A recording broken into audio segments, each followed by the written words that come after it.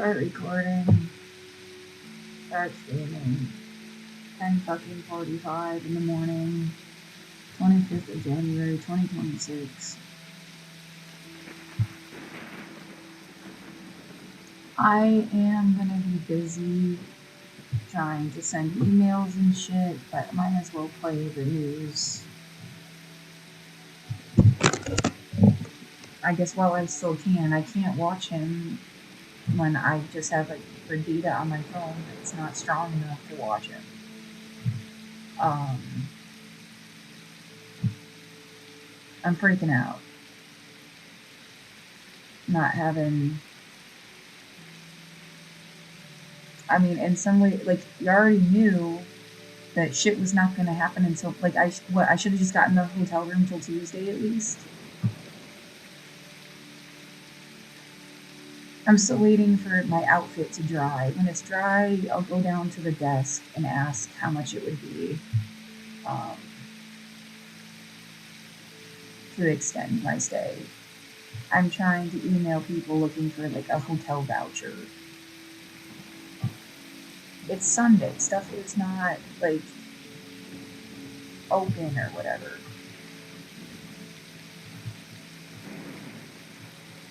And yeah, I feel really like someone is offered to, like, drive across the country and get a storage unit and get a thing and pull and, like, do all this shit, but they won't just pay for the hotel room so I can, like, stay in my apartment. So that I can fight the eviction and stay in my apartment. No, they'll spend a bunch of money on, like, coming here and fucking with your stuff and trying to take over your life, though. Somebody else will spend a bunch of money to send you somewhere else on a bus. They'll spend the money for that. They won't spend the money to just, like, continue to keep me sheltered in a way so that I can talk to the lawyer, so that I could maybe get my stuff back, at least, like, in increments, and have somewhere to put it for a minute. Like, you're gonna pay for a storage unit, but not let me... You might as well just pay for the fucking hotel room. If you're gonna pay for a storage unit. Sometimes people stay in storage units. You're not really supposed to do that, though.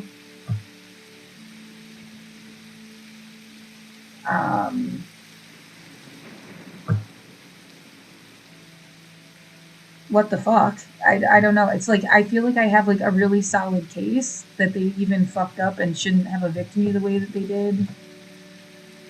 Like, I just need to talk to the lawyer on Monday. I need the building to change what they're saying. They're saying I have one chance for 2 hours, and I have to make an appointment ahead of time. I gave them 4 hours notice the first time, and they said, okay, fine, we'll see you at noon. And then told me after that I would have 2 weeks, that I would 14 days.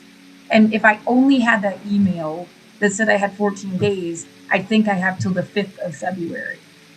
Then they went and posted something on the fucking door that I only got because random strangers who I don't fucking know somehow got an email to the person whose couch I was staying on. Again, someone I didn't know. They're strangers. And then that notice said the 4th. So I feel like that's another, like, exactly the kind of shit that shouldn't be happening. Okay, so, like, and, like, on the 1st was a program that's supposed to pay all back rent plus a month ahead. You should have just waited, let me get that program, and you got your fucking money. And then I keep the apartment that I've had for a decade. For a decade. Oh, I'm so sorry you couldn't run me out of town, and at this point it feels like you're in some, like, sick game, and you're just mad you didn't run me out of town 5 years ago. All you've been doing for 5 years is breaking my body down and trying to run me out of my own fucking home. Why? It is so fucking suspicious that, like, that's what somebody's fucking plan and deal and whatever is. It is bullshit. I have no intention of fucking leaving.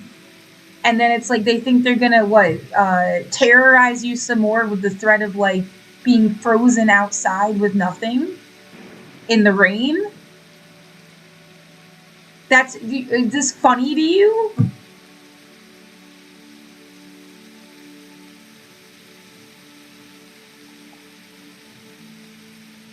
Yeah, it makes you. Why did somebody bother? Even like 5 years going by to keep on fucking with you, like.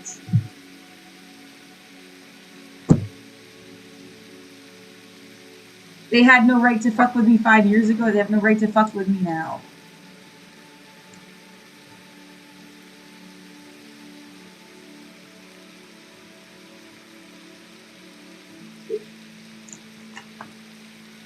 Fuck ever. Warm. Not sunny, actually. It's kind of cloudy, but still warm. 60 degrees. California, Los Angeles, folks. I am ecstatic. I'm live. I'm alive. I'm a little tired. I didn't get a lot of sleep last night because I was traveling this morning, which is what I will tell you about in a brief moment, where I tell you all about my personal news, about what happened in between the time period where I pressed the stop streaming button and press the start streaming button. But let me tell you, for all the folks out there in New York City, for all the folks out there in Minnesota, you truly can't beat how beautiful the warmth is. That's right. For all the ladies, gents, boys, girls, MBs in Chicago. You know, I'm here. Anyway, this is the part of the broadcast where I tell you about my personal news. It's Sunday. Normally a Sunday fun day, but there's a lot of news to cover, obviously, so it's not so fun, especially because, you know, Half Day Hossie was back at it again yesterday and the day prior, you know, only doing 5 hours of coverage. Only doing 5 hours of coverage, and then after that, being out and about at the protests and stuff like that, rather than being in my den covering the news nonstop in the way that a lot of you want me to. Okay? You cooked the fuck out of Los Pollos? Oh yeah. I had some words, dude. Cause woke is back, and I'm the woke general, okay? Like, woke Sharia is here, and I am, make no mistake, I am the general of woke. I'm the woke commander. I'm the chairman of woke. I'm the Ayatollah of woke. So when I see motherfuckers step out of line in the woke paradigm, okay? I'll smack some sense into them. Bro, why you always top button? I like it. I think it looks good. Get your shovels out, bushed on. We're snow maxing today. Not me. Let me tell you, not me at all. Anyway, but yeah, personal news-wise, this is part of the broadcast where I tell you about my personal news, about what's going on in the world of Hassan Hassan and Pikers. Welcome They're cooking to the your NBA, boy. My boy. where you have niggas committing genocide off and on the court. They called this nigga the modern-day Jackie Robinson. I beg your fucking pardon? I went to go see this nigga play when he was on the Wizards. Comparing him to Jackie Robinson is so disrespectful. This nigga might beat Adam Sandler with cerebral palsy. This AI voice is so annoying to me. I can't stand it. Its purpose was to help keep people housed. Maybe it's because I'm too old, but like it hurts my ear when I hear it. You know, maybe I'm alone in this. I don't know. I can't be right. I use Twitch, Instagram, Facebook, Threads, Reddit, YouTube, TikTok on a daily basis via smartphone and laptop with Xfinity internet every single day. Millionaires. Anyway, PGE Electric. I am lucky to still have a credit to my account that's slowly chipping away thanks to the Connor HRS destroyed Nick program. Shitley. Oh yeah, I saw that. All right, so where was I? Yeah, back in LA, ICE is sieging Minneapolis, Hogwatch Ice Edition. Woke is back. Friend, how have you been? I'm the chairman of woke. Wow.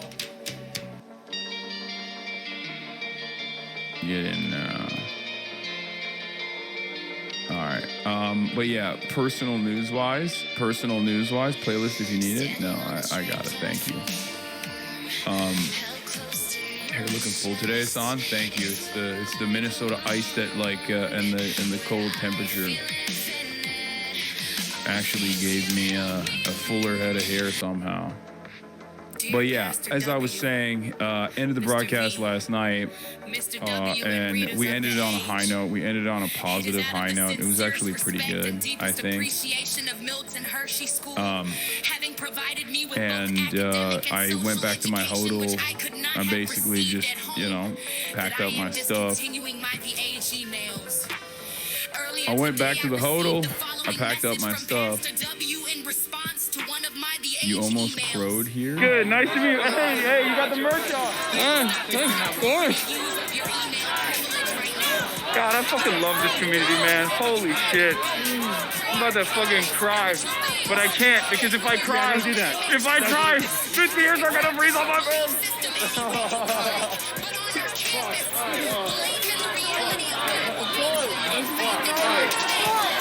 What is this? There's no other. Yeah, it's true. I yell at you guys a lot, but you really showed up. You really showed up in Minneapolis, bro. That was crazy. Let me know. You really showed up in Minneapolis, and it made me. It always, whenever I go out to events like this, it's a good reminder of why I do what I do, in spite of all my fucking dumbass haters. Many of them are. Many of which happen to be like, pedophiles or pedophile adjacent, sex criminals, and ultra Zionists in different ways. I got a lot of fucking weirdos. Sometimes they're a combination of both or all, like Nazis, things like that. But they stay online, and we're out here, right? They stay online, and we're out here. We're out here nonstop. They'll never be as bad as the Minnesota cold is, right? That's true. Yeah, I'll be covering a little bit of the ultra Zionist sex criminal pervert party, and what they've been doing. Have you thawed yet? Yeah, I'm thawing right now. Anyway, I'm back in LA, baby. So, dang, are you extra white today? Yeah, I am. It's because I went to white people territory. So,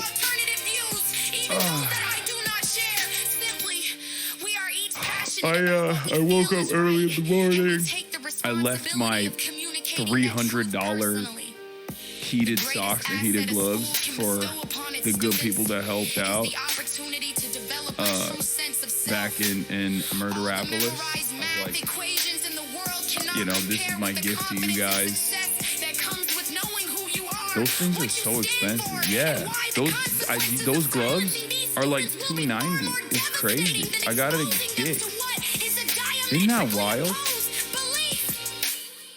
Used socks, law, bro. They're not regular socks. The fuck? In a positive spirit. Laura L. Yeah. Student hum. Here's my Toe Jam gift to you. Preseason. Okay, chill. Only the rich can be warm. They didn't even work well. No, they worked. Dude, they worked. It's just, there's a limit to technology. Okay?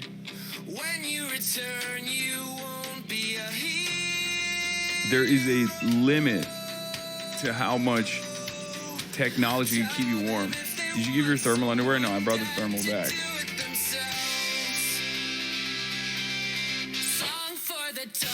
And before people say,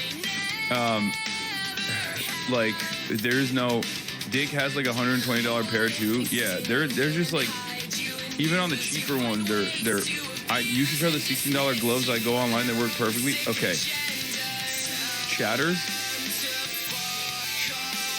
My fingers were still cold, regardless of the fucking like $200, $300 gloves I was wearing. Like, cause I came in hot with like regular gloves, double gloved up. but it was not. They worked, just forgot to turn them on. No, I did not forget to turn them on. This was a special moment. I got live poop socks. Hell yeah.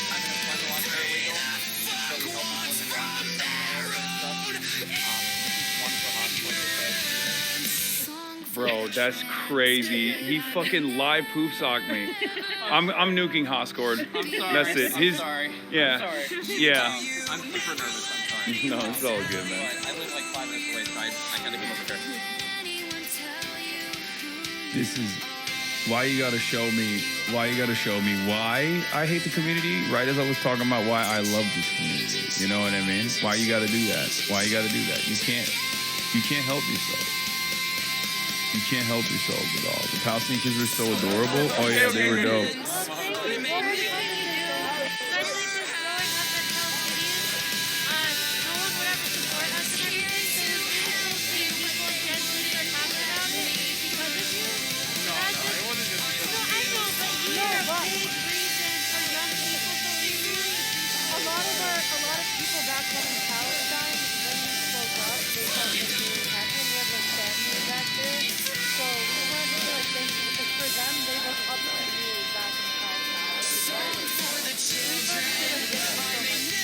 Is it kind of dystopian that fans are asking for photos given the circumstances? No. You want to know why?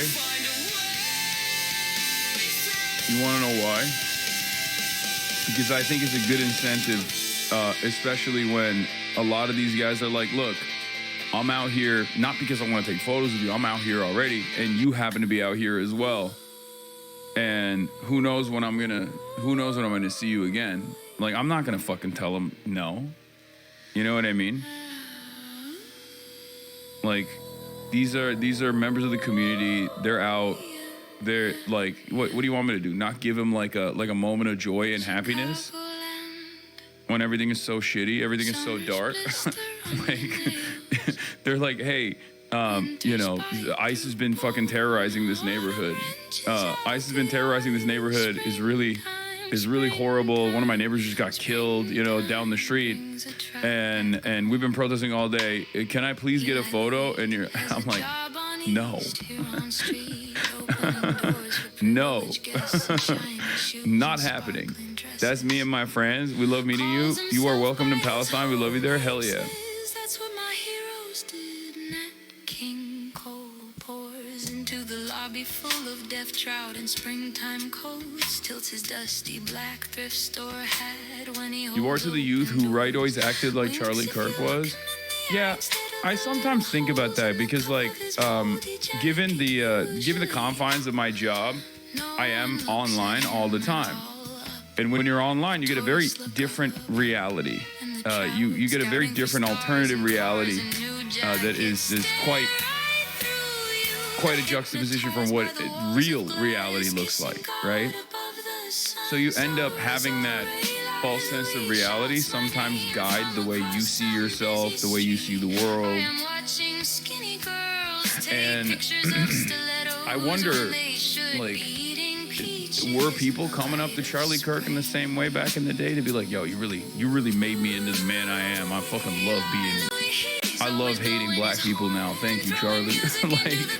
like what does that conversation look like? You know what I mean? Hey, Charlie, I was woke. I was gay. I was woke and gay, and then I started watching you, and now I hate gay people. Like, you really nailed it, dude. You fucking killed it for me. Like, you made me the man I am.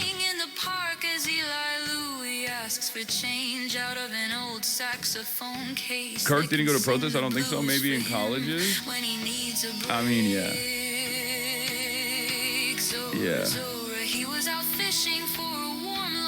Walsh is speaking live. Halliburton, the good one, tweet. No, I know. My goat, dude. My freaking goat. I'm glad that, like, there's someone out there saying that. Show the clip of you getting called out for looking like Bobino. That was me and my friends. You made our day after a hellish 2 weeks. Hell yeah. Walsh and Keith Ellison are speaking. Hey, look who it is. We'll get to that in a little bit. We'll get to that. I was alone and confused before I found you, Kirk. Now I found community and hating immigrants. Thank you. Yeah, exactly. Speaking of the haters, yeah, I'll cover this too. It's pretty fucking nuts, this shit. But we'll get to that in a little bit. Because, like, are you going to go over the Christine Elm thing on Fox and see what she spews? Yes. I'm going to cover all that. He seems to want to use you as a connection to the youth, but still wasn't really listening sometimes. I mean, I think I like Keith Ellison. I'm pretty open about that. Your normie meter is ticking? Oh, no, it's over. It's over, bro. It's over, Brody. I told you it's here. The turning point, many will not realize, the turning point isn't now. The turning point started with the ICE protests that took place in, like, LA and all around the country last year. And ever since then, I've been telling you, like, ever since then, I've been telling you, it's going to keep getting worse. Like, this administration's approvals are going to keep going down. They're not going to be able to recover from this because they don't know how to recover from it. They don't have any vision. They don't have any positive vision for a future of this country. They just only have negativity. They only have death. And Ludwig, too, woke is so back. My coworker Ludwig spoke out on this. Hell yeah.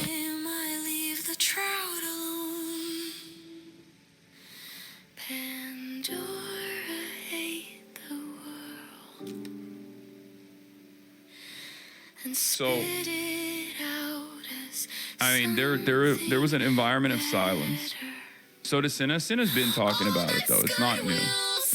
But there's been an environment of silence among streamers in general. And that silence, in my opinion, came from having a lot of this content sphere get dominated by right-wing clippers, dominated by Twitter discourse, clips out of context. And the only, like, vector for woke politics, the only vector for, like, normal politics, like normalcy, a demand for a better future was coming from a guy who was, like, the #1 op on the internet. So a lot of those people saw that and were like, maybe I shouldn't speak out because I don't want to get fucking yelled at in the same way Hassan gets yelled at on a daily fucking basis. And sponsorship deals and stuff like that too. So I think that's what it is. That's what it was. And now it's gotten to such a point where people cannot fucking keep taking it. Now right? They can't keep quiet. They're like, this is too much. This is too much. And there's also a lot of confidence that you gain when you realize that you have the numbers. Because that's why I always say the internet is not real. Okay? The internet is not the real world. And because a lot of people spend a lot of time on the internet, they end up feeling as though the internet is the real world, right? And the internet is very right-wing. It's very, very right-wing. It's very far right, as a matter of fact. So I think that caused a lot of people to just, like, not come out with their opinions until it got to a point where it was like, this is undeniably cool. This is completely unacceptable. Someone has to do something about this. This is so fucked up. And that's where we're at. Because this is what I kept saying over and over again, right? This is what I kept saying.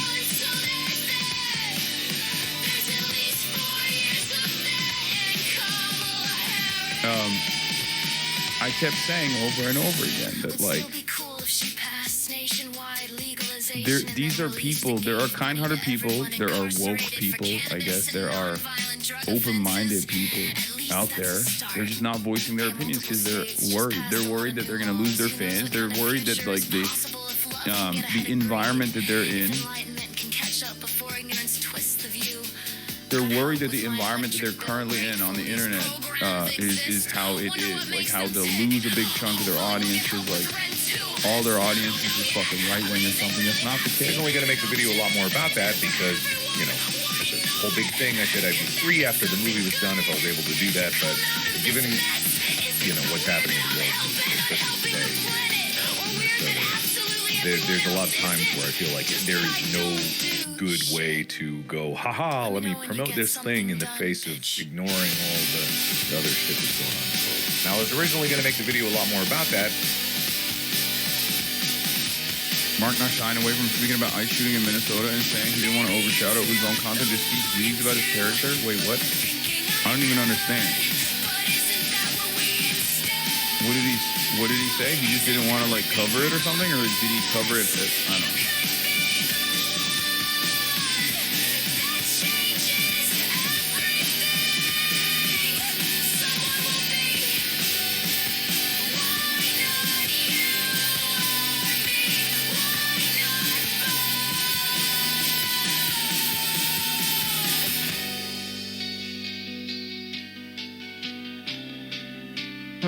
He's saying he isn't comfortable simply making content and not covering it. Oh, yeah.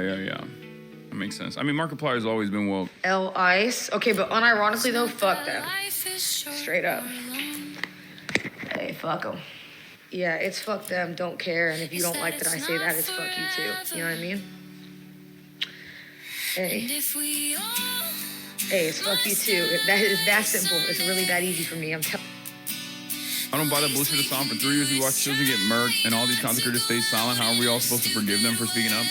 Brother, I'm not saying you should forgive them. I'm just explaining to you that the tide is shifting, and it's a good thing. And also, secondly, ICE is also kidnapping children here in the United States of America. Children are children no matter where they are, okay?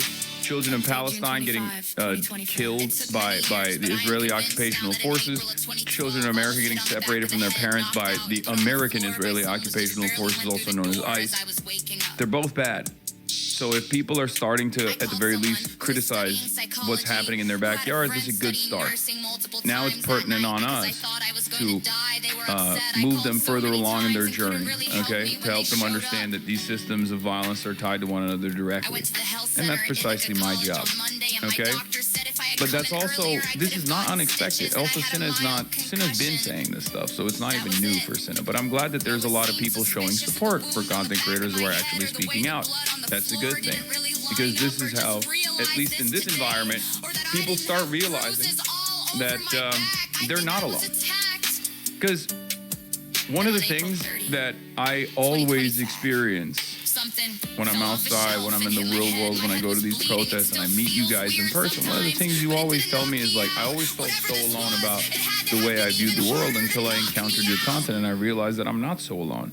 There are so many of you that actually come from fairly right-wing neighborhoods, fairly right-wing backgrounds in general, right-wing families, feeling as though you're like completely alone in the dark and that no one understands you. No one sees, no one sees where you're at, right? No one sees the world in the same way that you do. And then you find a sense of purpose in a community here where you're like, no, actually, people do look at this stuff and think it's fucked up. And we have to expand on that. We have to expand on that sense of shared purpose and a sense of community around progressive values, a sense of community that centers humanity and empathy for those who are, more vulnerable than we are.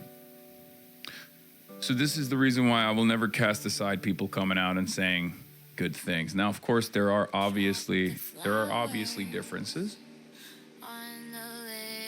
There are obviously some bad faith actors who will utilize incidents like Asmongold, when they see that it's like indefensible to a certain degree, or at least that when they feel as though their audience is no longer considering this act of violence to be defensible, because he was saying, fuck around and find out, I should kill all these protesters, fuck them all, whatever, like last week, and then boom, all of a sudden it happens again, and he's like, oh, I guess this is a bridge too far. Like that's a little bit different than the likes of, Markiplier coming out and speaking out, because he's always been very progressive. He's always actually, he's put his money where his mouth is. He's always been progressive.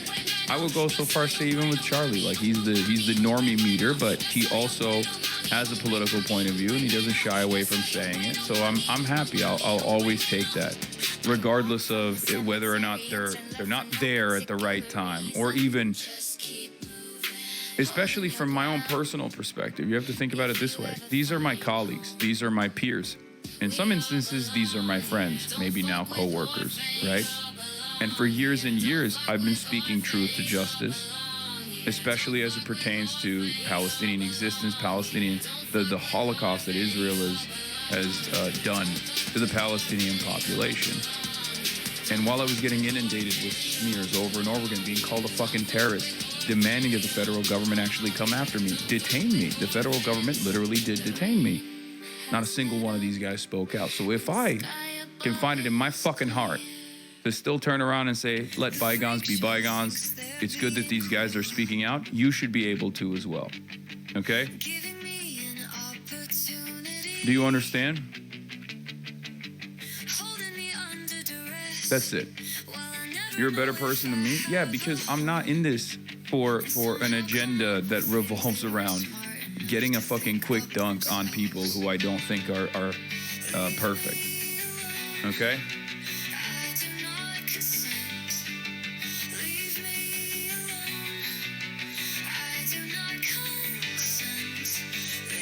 Find solidarity in those afraid as well, and stand together. Courage is something that can be hard to find for yourself, but it is in abundance when given to others that might need it. Yeah, and that's the role that I play.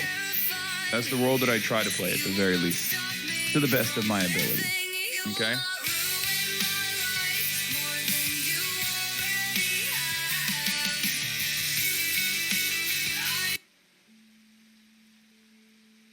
This song feels really fucking weird after they have evicted me, and I feel abused and terrorized, and I don't want to end up dead. Yeah.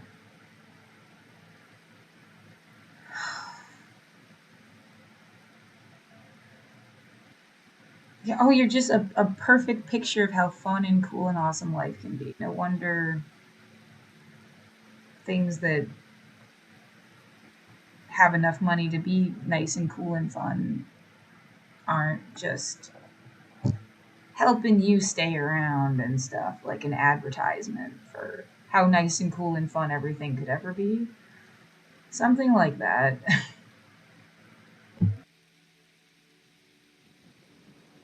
Very large community.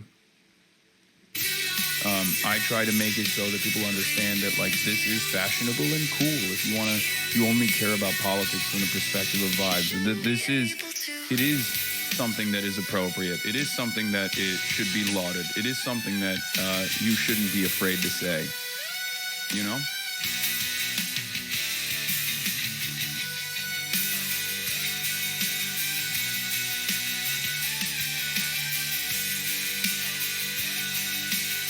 Yeah, but the tide is shifting. That's what I choose to look at. The tide is shifting dramatically. Yeah, I mean, look at this. Like, look.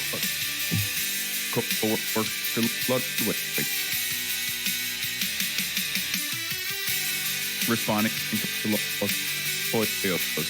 who said, listen fucking carefully because these fucking facts. Don't mind. Like, he just goes on this like long tangent, basically saying, like, you know, you're gonna fuck around and find out if you actually speak out, or if you actually do something about ICE, like instead of just like rolling over and letting them kill you, you know, you kind of deserve it. Okay, mind your own fucking business. If you disagree with anything in the country, you can peacefully protest anything you want, even though you're wasting your precious time on this earth and it's annoying. It's not against the law to protest. It is against the law to interfere with literal federal agents, police, etc. You cannot fucking do that. I don't give a fuck how you feel about ICE. Do you want to get fucking hurt? Nobody with a sane mind would drive a car into federal agents, run up on them and interfere, grab, push, shove, touch in any way whatsoever. It's like, bro, you are literally zero IQ, okay? Like, you have reframed these events in a way that makes ICE look like they're doing normal federal, you know, operations when they're not. Like, you only arrive at this position if you have slave mindset, okay? If you are a slave who is most famous for being castrated and ends up committing suicide, right? Like that famous Wikipedia article that I think of all the time when I see this kind of shit. That's where my mind goes. I'm like, you are literally a castrated slave, okay? Like, what are you talking about? ICE is not doing normal federal operations. Just because the government said that ICE needs to go and fucking kill people in a neighborhood, or ICE needs to go and like deport people in a neighborhood, doesn't mean that it's the appropriate thing to do. Doesn't mean it's the right thing to do. Do you agree with that? Do you think immigrants are all dangerous, that must be fucking forcibly excised from the periphery, from the boundaries of this state? Because if you don't, then you should probably have an opinion on this. That's number one. Number two, you then immediately identify the people that are protesting against ICE are doing community watch to try to protect their neighbors as the wrongdoers here, as the evildoers, and not the fucking federal agency that's killing American citizens. That's insane. How can your priorities be so twisted? How can they be so distorted? How can it be so out of whack? I don't even fucking understand it. Anyway, nobody with the same mind would drive a car into a federal agent, run up on them, interfere, grab, push, shove, touch in any way whatsoever. And it's so disrespectful to both Renee Good and Alex Peretti as well, because we saw those fucking videos. And those videos don't show this at all. Peasant mindset. Classic hog mindset. Please listen. Stop listening. And no, he's not Hispanic. His name is Los Pollos TV, but he's an Italian from New Jersey, okay? And, you know, I mean, classic opinion. Please listen. Stop listening to the people on the internet lying to you, saying we're invaded and it's Nazis and there aren't cops or whatever the fuck, because those people are directly getting people fucking killed. No politician either should be telling people that ICE needs to be abolished. You're just making more and more people that are slow think they need to go out and fight these people that are trying to do their job. Also, very funny that he's calling people defending their own fucking communities slow, when this is the slowest goddamn POV I've ever heard in my entire goddamn life, okay? Oh, be smart like me. What are you doing? Be smart like me. Eat the dick. Eat the government's dick every day. Be smart. Come on now. I'm apolitical. By the way, this is like the classic. This is the classic case of an apolitical guy who runs around saying he's apolitical, but then also will just straight up take the government propaganda, hook, line, and sinker, right? Fight these people who are just trying to do their jobs. Yeah, so were the Nazis. It doesn't matter how you feel America voted for this. If you disagree, it's okay, but you can't stop it. Do I personally agree with the way shit is happening? Like, bro, if they came after this motherfucker's chicken tenders, okay? If they came after this motherfucker's chicken nuggets, he would be feeling a different type of way, okay? But because he's so out of touch, his perspective is completely fucking warped, okay? This is what I mean. It's like, oh, I'm just apolitical. Why don't you let the government do its thing? What are you doing? Like, don't criticize. Yeah, he could have just Drake and drove. You know what I mean? He could have just Drake and drove instead of tweeting this shit out. But instead, he tweeted this shit out. So when I saw it, and I'm already in transit, I'm coming back to LA, I was like, well, okay, suck my dick. Right? When the crowds thin and cops start bull rushing remaining protesters to try to get away, throwing back. Do I personally agree with the way shit is happening with social media? How there were weird hype videos arresting illegal immigrants? Fuck no, that shit is weird. But that doesn't change the fact that people voted for this. I don't get why I don't want to see anybody get hurt the same way. You shouldn't argue or fight with police if you're pulled over, etc. The same thing. The particular incident yesterday is tragic, but would never have happened if that guy didn't do what he did. Yeah, which is literally watching a woman get pushed into the fucking concrete, okay, and then stepping in. He's literally turning around and saying, like, be a pussy. Allow ICE agents to fuck you. They can fuck you in the ass. Why don't you let them fuck your butt? Why don't you let them? Why don't you open up? Make it easier for them to thrust their little dicks in your butthole. I don't understand it.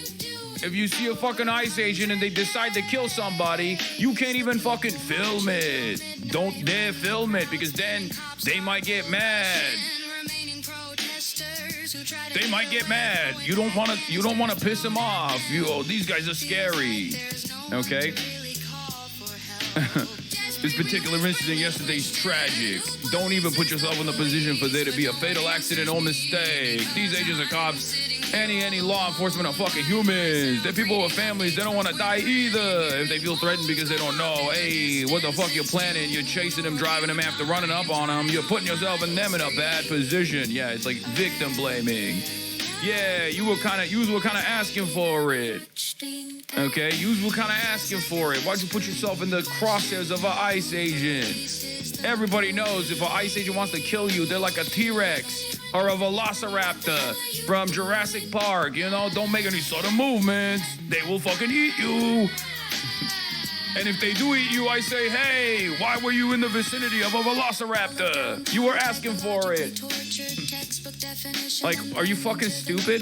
Like, if they're human beings, they should be able to respond to other human beings without escalating the fucking violence and tear gassing people in the face, right? Anyway. This isn't fucking rocket science. Leave these motherfuckers alone, or you run the risk of getting hurt or worse. I don't know D or how people ever got this idea that it's a good idea to interfere with law enforcement. Please just stop. Hey, yo. If I find out Aunt Frank is hiding in my friend's attic, I'm telling the Gestapo, because otherwise they can't do their fucking jobs right. Sorry, neighbor. I know we're in the Netherlands, but guess what? It's Nazi-lands now. Give them up.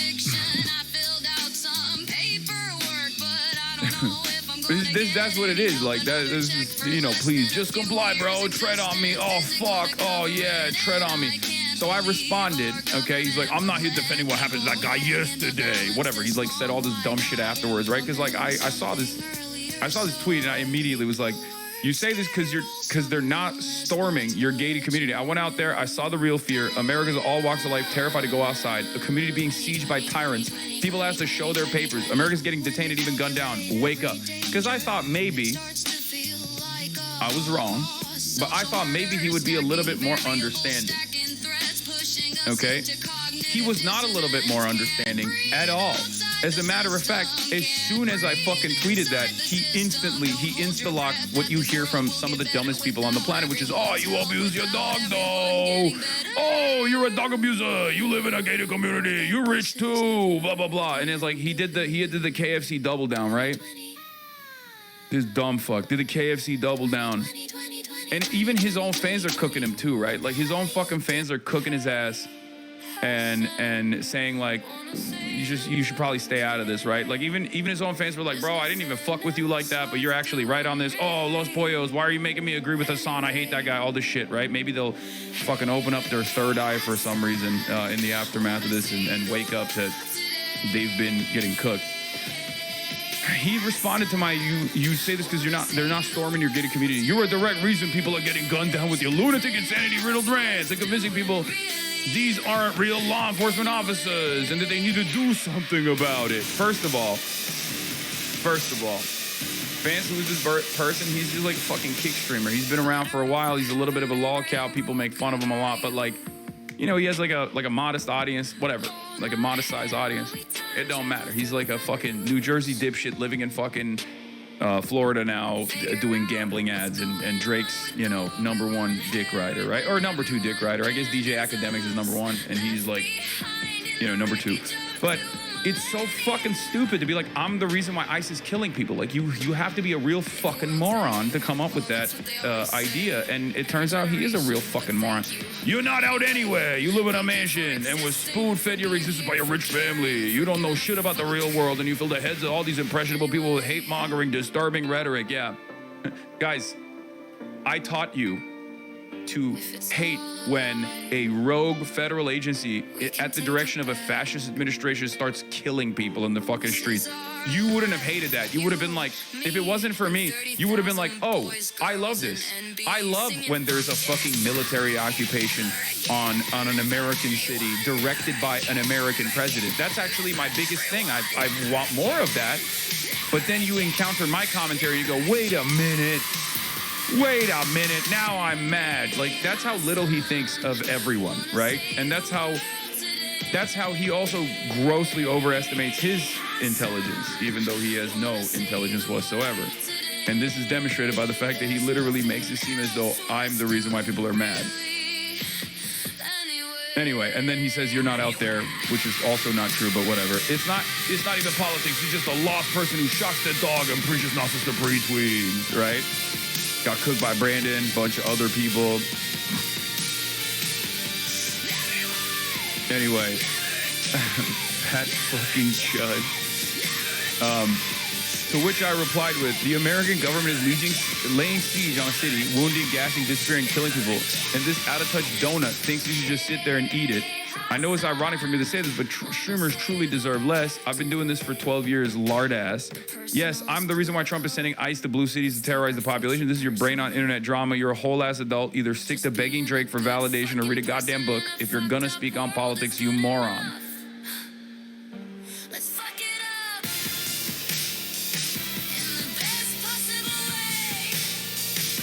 Los is just giving realistic advice. People are getting shot at these protests. Telling people to stay home is the right thing. It's like, I guess this is I guess this is just like peasant mindset, right? Like some people are just like permanently brain broken. They are permanently relegated to peasantry, and they'll never recover from it, right? They will always look to situations like this and just be like, you know, this is good actually, and you should just comply even harder than the way that you could have complied. Bro said lard ass. Oh, you guys like that?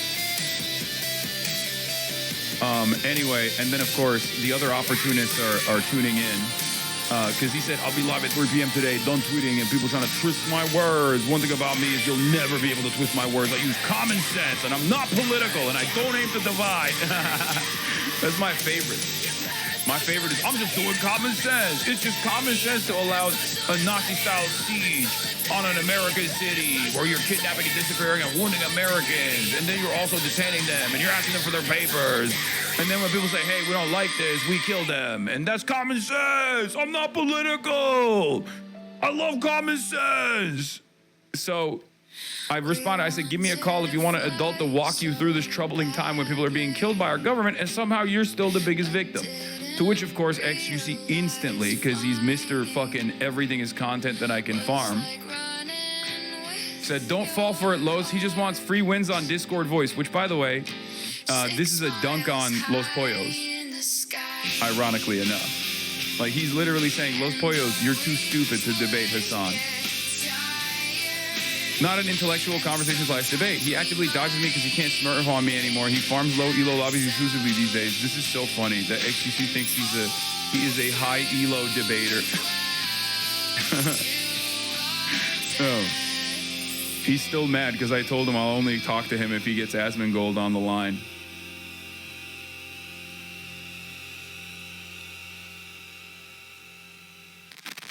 Directly related. What's Elo and Smurf? Elo is like a level, like he's a low tier debater, and XQC thinks he's a high tier debater. I was lied about in these notices. In any case, I'm down. I'm willing to talk to Los Pollos. I'd be very, very courteous to him too. A lot more than he deserves for sure, because that's just not my that's just not how I operate. And many people get mad at me for that, but I think it's much better to just have like a normal conversation. Yeah, Connor, I saw your Nick Shitley response. You're a real piece of shit, Walter Jr. No better than your old man. Anyway, speaking of, yeah, Connery's Pants is just like, he is a terrifying figure for all right-wingers on the internet. I mean, this is good. This is like information warfare, ladies and gentlemen, fighting them in their own territory. They thought they had this. They thought they had this area secured. They thought they could just be as right-wing as they possibly could be. But, ladies and gentlemen, our strongest info warriors are fighting out there. Connery's Pants. Connery's Pants, they're calling them. But Helix also responded. He said, be a stupid barnyard animal. Take your pants off when someone donates $35 on your stream. Salute the screaming rapists who execute your neighbors and run away. If anyone asks your name, tell them, I am Mud. I love you. Please find use for me, sir. Enjoy your grain feed. Anyway, so that's the situation, but that's not the only thing that was going on. If you want to understand, once again, the fucking charlatans out there, okay? If you want to understand, like, there's a lot of people who are actually a lot more intelligent than Los Pollos, right? Like, Los Pollos is like the classic, I'm apolitical, what are you doing? I'm apolitical, that kind of thing, right? And yet, there are people who are actually liberals, right? Who present themselves as liberals, who actually have a you know, not like a very big, not like a giant audience, definitely an audience that is diminishing, but like, spend all of their time still looking at horrible things that are happening and then somehow finding a way to tie it back to their, you know, to the person that they despise the most.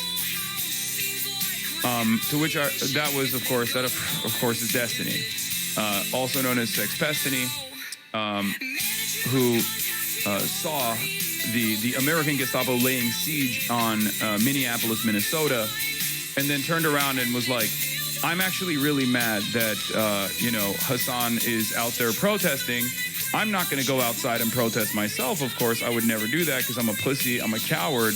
But I will also, from my cowardly, from my cowardly point of privilege, in my own home, will demand that my cult-like audience go and disrupt what he's trying to do so that we can get a fucking LSF clip off. Because if you notice, like, there weren't any LSF clips off of the protest streams, even though, 70,000 people were watching, because they don't make it there. The only clips that make it there are ones that these guys try to manipulate in a certain way to try to make it seem as though it's like a super negative thing. And it's gone beyond. Now he's just like genuinely trying to get me killed, using his cult to try to put a fucking direct crosshair on me, like direct target on me. I don't know why he won't just like focus on being a normal human being. Okay?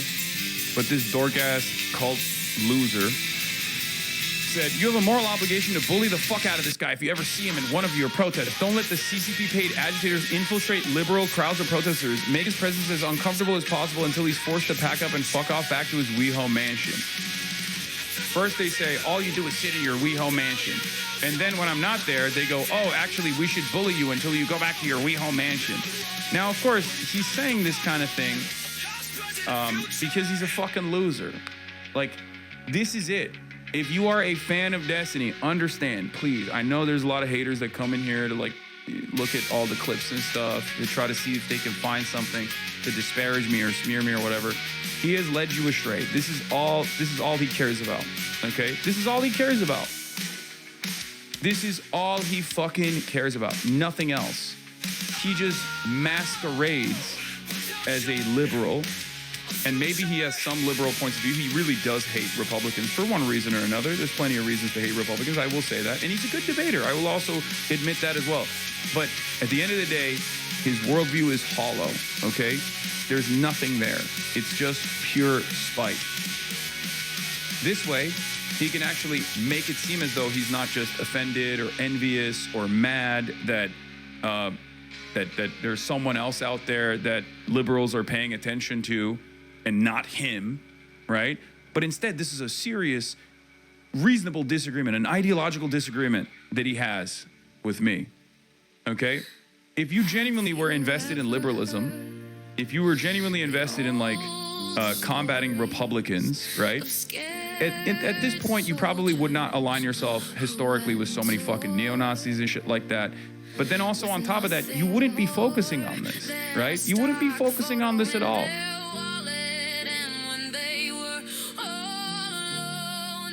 This entire drama space on the internet,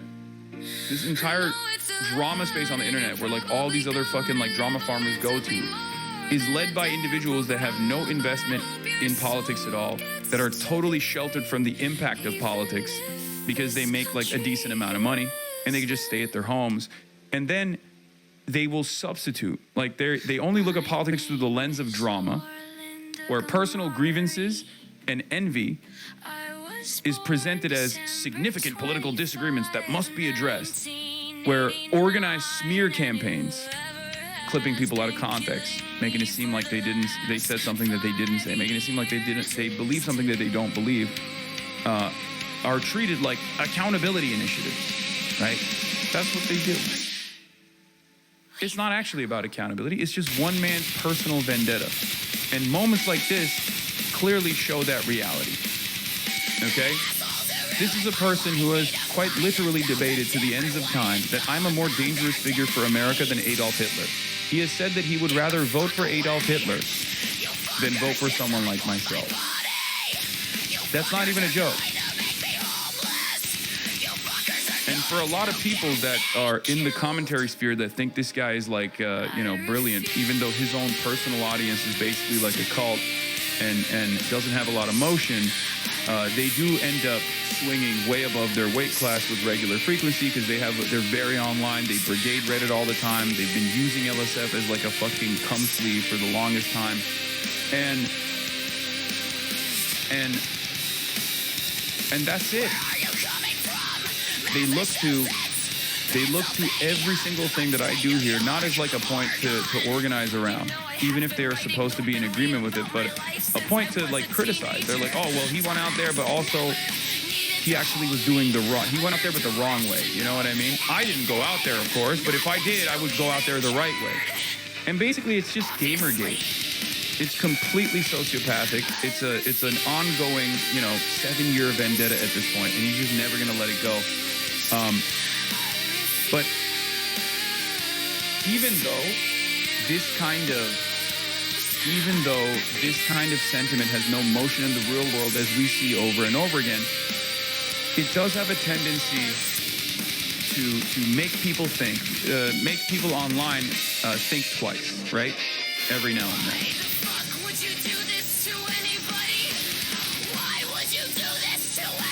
And before you say, why are we talking about this? Why are we talking about this? I'll get to it in a second. Because, he is quite literally saying, when you go out to protest, you shouldn't care about the actual protest itself. You should go out to harass this person. I mean, look at the fucking message that he's putting out there to his audience. His audience has already targeted me in public before. It was a very funny moment when the DNC, one of them came, and then we found out that he was a ginormous racist. He was in his own Discord being like, oh, I'm seeing him here. I'm shaking. He's done that before, and he's also encouraged that before. But what happens when one of his fans actually has a knife or a gun? You know what I mean?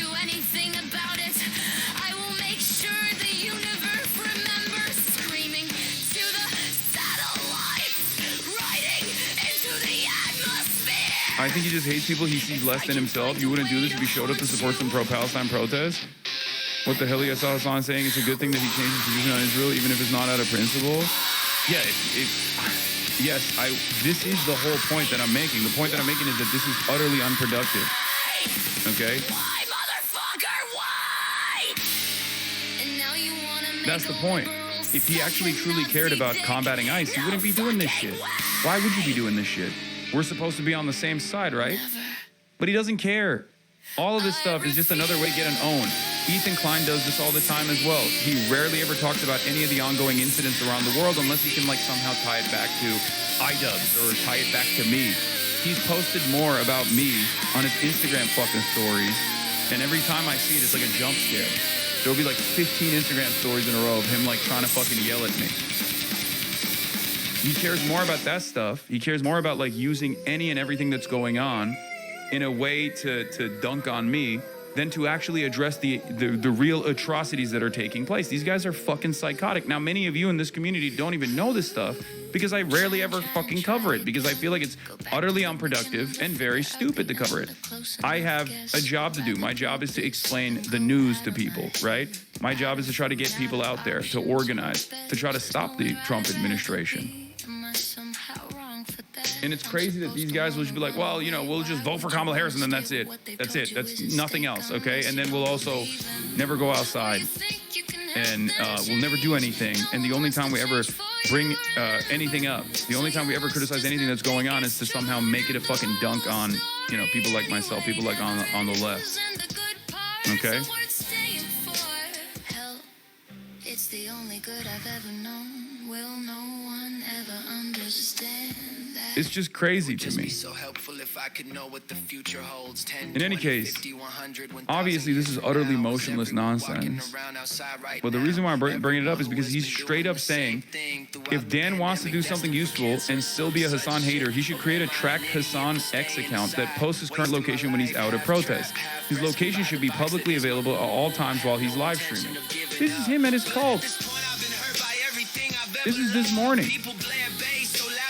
Telling his co-host, his podcast co-host, Dan Stalkman, who has been trying to get me deplatformed and has worked alongside the ADL and things like that to actively get a bunch of pro-Palestinian people deplatformed on this platform for maintaining the now majority position, right?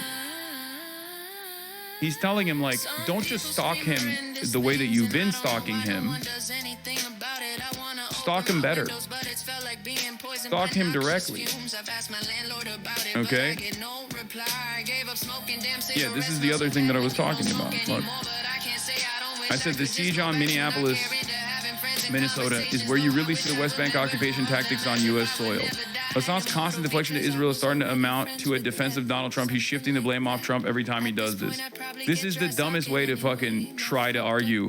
And he, of course, clipped my perspective out of context once again. But that's what I mean. These guys cannot argue on the virtues.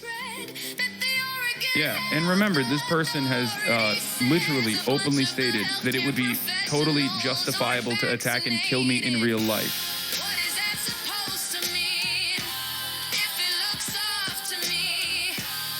This person who has solicited nudes from a minor, as we now know in a civil court case that's ongoing. A civil court case that's ongoing because he distributed revenge porn. And his victims got together and sued him. And he's spent every waking moment presenting himself as like this woke guy on the one side. Not even a woke guy. He's very edgy. He loves to say slurs and shit. But like a liberal debate god. While simultaneously, he's doing stuff that's like completely antithetical to being in any way, shape, or form protective of minority populations. He's even like fantasized about calling ICE on one of his victims, right? This is just misinformation though, yikes. What do you mean, misinformation?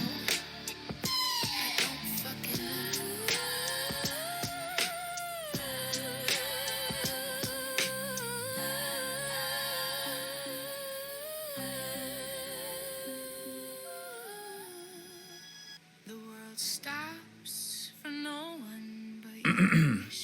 Check logs. If you are, he's paid by Israel. Source, Norm Finkelstein. I don't know if he's actually paid by Israel. I know Norm thinks so, but maybe. I mean, he has gone to Israel. He has defended Israel vociferously.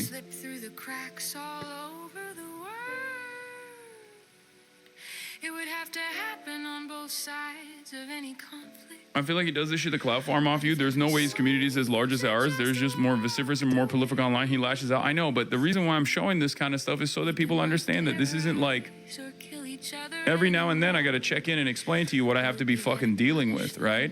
And then also on top of that, so that you're on the lookout for, you know, bad faith actors like this if I go outside.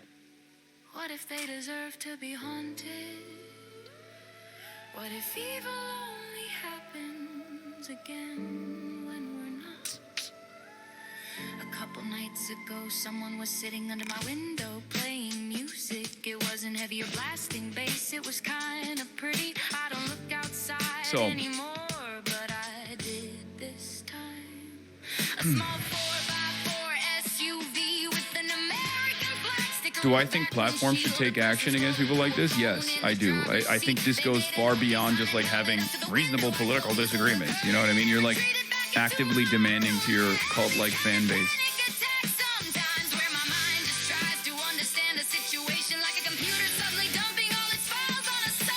Actively demand to your cult-like fan base that they go out and fucking find me in the wild and like harass me.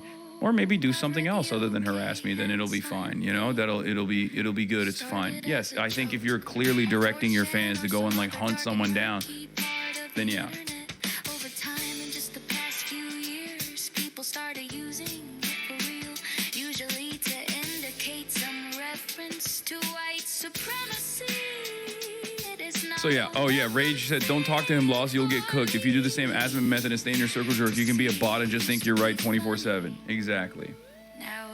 I don't know if you heard what came out about Tectone, but you could have a case against them. They're threatening your life and defaming you. Both have had horrible things come out in the legal system, let alone. I know. Take it back like we take back words that are used against us, and not let it be defined by those trying to weaponize it, which I thought was a good point.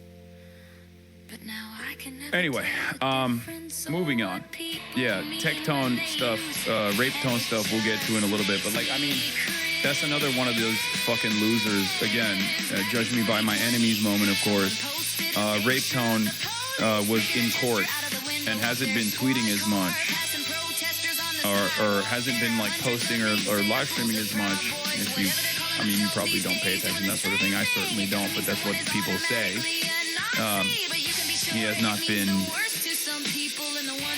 he has not been doing enough posting, partially because he had an ongoing court case, an active court case, which, by the way, finalized recently, and it caused his talent agency, run by his best friend and #1 defender Asmongold, to drop him. We have terminated our relationship with Tectone. Several months ago, we initiated our separation process and recently have finalized his departure. Now, the reason why this happened is because after a long and contentious court battle with his ex-partner,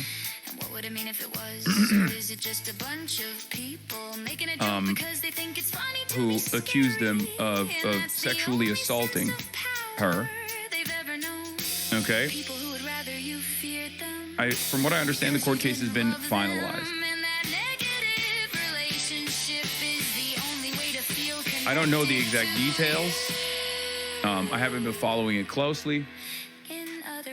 But from what I understand, the civil proceedings came to a close, and the victim was able to successfully sue. Now, one of the things that's interesting, apparently Miskiff sent like a court reporter to the court to take note in this process. I didn't get to see all of this stuff because I was out in the fucking streets of Minneapolis. But the court reporter took diligent notes, and apparently, yeah, and she also posted this after, of course, she said, "Happy day. Much love to this queen." I mean, seriously, I'm sorry that you had to go through all of that and then probably get fucking traumatized altogether one more time in the court process, but at least now you have a moment of respite. But yeah, I saw this. Tectone admits in court he pivoted to shitting on Hassan and shilling right-wing content because he was accused of sexual assault. Lawyer replied, "We've been in deposition for over, 7-9 months, I think, and you've only spent 15 minutes searching for tweets?" Tectone responded, and I quote, "Yes." He defended his rants by saying, "When a content creator in our space gets these accusations, they have to pivot content to stay relevant." Then he brought Hasanabi saying, like how when he shocked his dog. So apparently he did a right-wing pivot, and he thought that, but Hasanabi bad would work in a court of law. Now, the reason why I laugh about this stuff is because like you cannot be that online, man. Like, you can't literally, like, this is the equivalent of something I joke about all the time. Like, imagine someone does a murder, okay, and then they're being prosecuted, and they turn to the judge and they go, "Well, Hasanabi shocked his dog, Your Honor. Why aren't you prosecuting him?" It's like, bro, are you fucking stupid? Like you're the one who's in trouble, not some fantasy that you concocted in your mind. Are you that dumb? Now, of course, for him, he is that dumb, yes. Because if you look at his fucking profile, which is the first and hopefully last time we will be doing this. But if you look at this dipshit's profile, you see it. You see that pivot very clearly, okay? Somewhere along the line, he decides he's a right-winger. And when he becomes a right-winger, eating off of Asmongold's dick to the best of his ability, because he sees Asmongold really popping off with this kind of stuff, it's all clips out of context, consistently talking about me. Same exact thing that Asmongold does with like AI boosted thumbnails. Content cop Hassan and Ludwig, Ethan Klein lawsuit dropped, and it's bad. Hassan lost his mind. I mean, he was eating good. Look, 359,000 views 6 months ago, right? This ties back to what I was talking about. The whole notion that like a lot of people are forced into submission, forced into silence on the internet because they only see this. And when a lot of my supposedly woke progressive friends did not want to fucking turn around and say this kind of stuff is so stupid. Hassan's reputation is fucked now, 400,000 views. Am I crazy? R-word TikToker tried to ruin a viewer's life on stream. Hassan thinks he's a victim. Ian and Anissa. Hassan is delusional, right? Hassan crashed out on lawyer over the truth. Asmongold versus Hassan. Lawyer lays down the law on Hassan. And then when he does like anime related shit, nobody cares. But that's how easy it is to be a fucking right-wing moron on the internet. This is why I always say nobody grifts to the left. Because grifting to the right is so easy. You don't have to know anything. You just have to look at like whatever large left content creator exists, or even someone that's like maybe somewhat quiet but still has like a good conscience and will every now and then speak out on, you know, issues, and just yell at them and say that they're woke, say that they're a woke terrorist that must be punished, and then have your fucking newfound audience go and harass them endlessly, harass them into submission.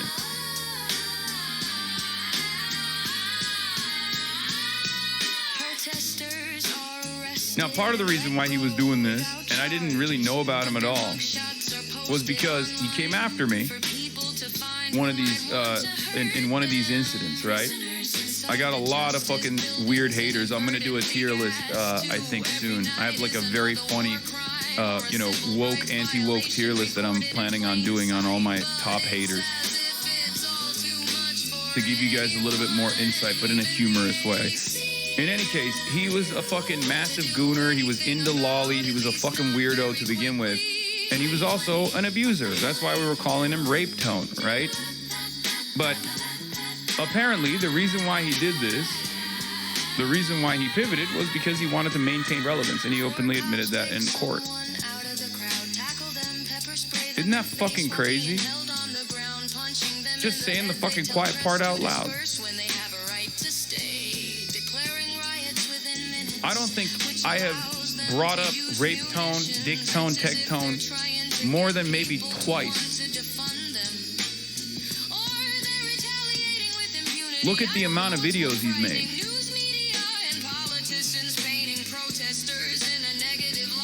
Last time I brought him up was when we found out that he's a generational rapist, that his dad was such a prolific rapist in the military that they wrote a fucking bill around it. Okay? They wrote a goddamn bill around his father's rapes in the military. Do you know how fucking hard it is? Do you know how hard it is to get prosecuted for rape in the military? Do you know how big of a problem sexual assault among the ranks is? And I would have never found that out if he hadn't just like, you know, yelled at me for no fucking reason.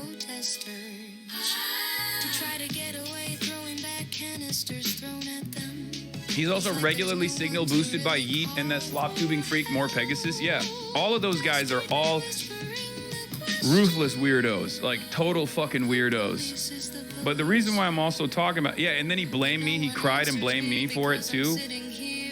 Here's what you said about his dad at the time. Yeah. Where's the OG tweet? I think the OG post is unavailable, but he basically says something about me. Oh, bro's going after my 75-year-old cancer-ridden dad. Hassan is zeroing in on Tectone right now. This is the last time I talked about him. Specifically, Tectone's dad for alleged previous sexual harassment in the Army. Bald rapist himself. It's a familial obligation over here. Bro's going after my 75-year-old cancer-ridden dad because of an alleged sexual harassment claim from 17 years ago when I was 15 years old to try to paint me as a rapist. This guy's fucking psychotic. He must be upset because his best friend's on trial right now. I don't know who he means when I said best friend. To which I responded with, they got your dad's sex crimes in the congressional record, man. Why are you still chirping? You know what? That deserves another retweet, you know, for today. Story of Colonel Michael Robertson, who commanded Fort Bliss's 31st Combat Support Hospital at Camp Dwyer, a military base and airfield in the Helmand River Valley in Afghanistan. Last week, Colonel Robertson was convicted by a military judge of 14 charges, including having pornography on his government computer, sexually harassing 3 women, and assaulting 5 women. 8 women that served under his command testified at great cost to their careers and their privacy. Colonel Robertson routinely touched them without permission on their breasts, thighs, and buttocks, and encouraged them to look at pornography computer. Some testified the harassment occurred daily. Sadly, the military careers of these 8 women who bravely did the right thing are almost assuredly destroyed. A major who filed a claim against Robertson said, quote, I don't know if my career was in jeopardy for doing the right thing. Yeah, that's his dad. That's your mans. That's your dads you be hanging with. They got your pops on sex assault charges. I guess they were like, no, this is what was passed down, you know? This was what was passed down generationally to me, rape tone. Anyway. Now, why am I talking about this? Because all of these fucking guys are some of the worst monstrous pieces of shit on the internet. And once they do that right-wing pivot, it's fucking over. I don't think that he will, I mean, he'll never have a moment of respite. Like, everyone will constantly, just like they do with Destiny, they will constantly bring up that he's a pedophile, right? And with Rape Tone, they will constantly bring up that he's a rapist. But it doesn't really matter because he has already created a community for himself, right? He's already created a right-wing community for himself. And right-wingers, unfortunately, I wish they were smarter, but they're not so smart. And also, for the most part, they just kind of organize around the anger that they feel towards what they think is like, liberal woke mindset. Right?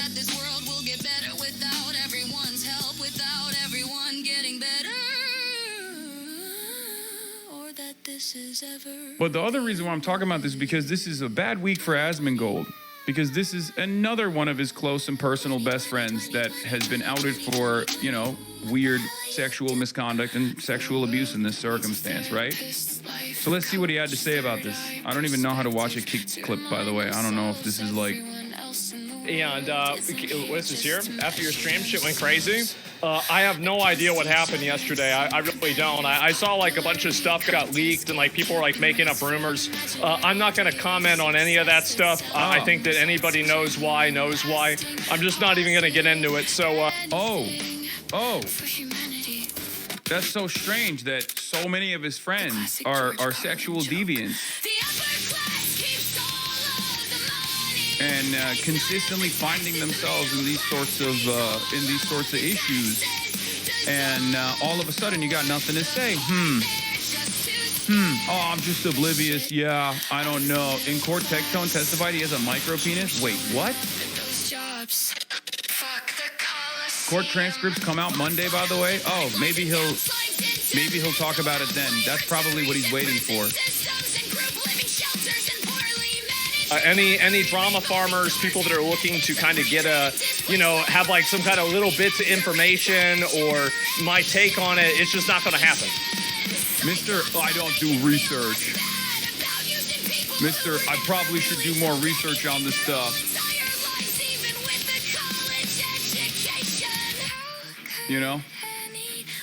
So I showed you a couple of these guys, and now you might understand why Los Pollos is a fucking angel in comparison to these dipshits, right? That's it. There's levels to it.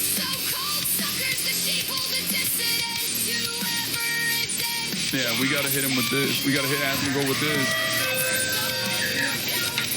Hey, they got your mans. They got your mans on sex assault charges. Yeah, the nigga you be hanging with. The nigga you be hanging with. Oh, yeah, sex offender. And it was your man. He was your boy. I heard you grew up with him. That's crazy, man. You ain't know what he was doing? You ain't feel bad at all? Like, no guilt, none of that shit for you? Cause your man's his whole ass. Never, That's Kel. That's your man. Kel. Bump and cry. Hey, I'm gonna get with you, baby. I think Los Pollos is savable. Maybe I'm wrong, but I feel like he's more so a vibes guy, okay? He's more so a vibes guy, okay? That's what I think.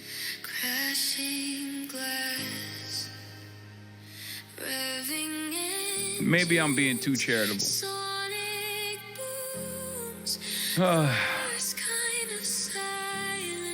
Get Drake to denounce ICE? You could get Drake to denounce ICE, and then those Pollos would denounce ICE too.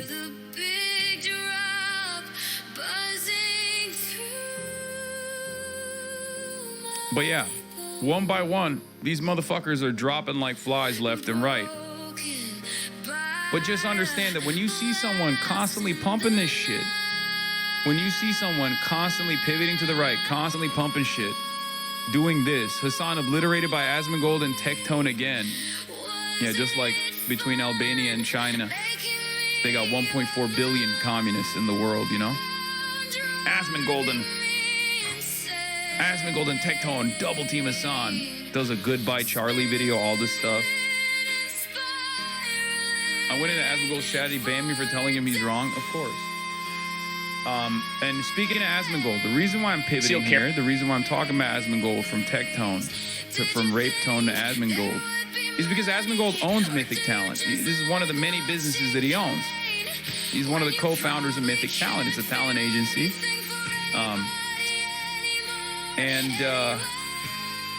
Not only is he what is this? Here's my transcript analysis I did before of how often he mentioned you on YouTube. He mentioned you over 2,000 times across 345 videos versus you mentioned him 9 total times on your channel.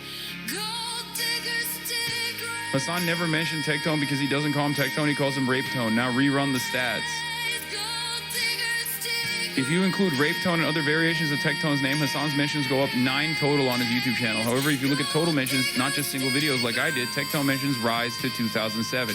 So 2007 versus 9.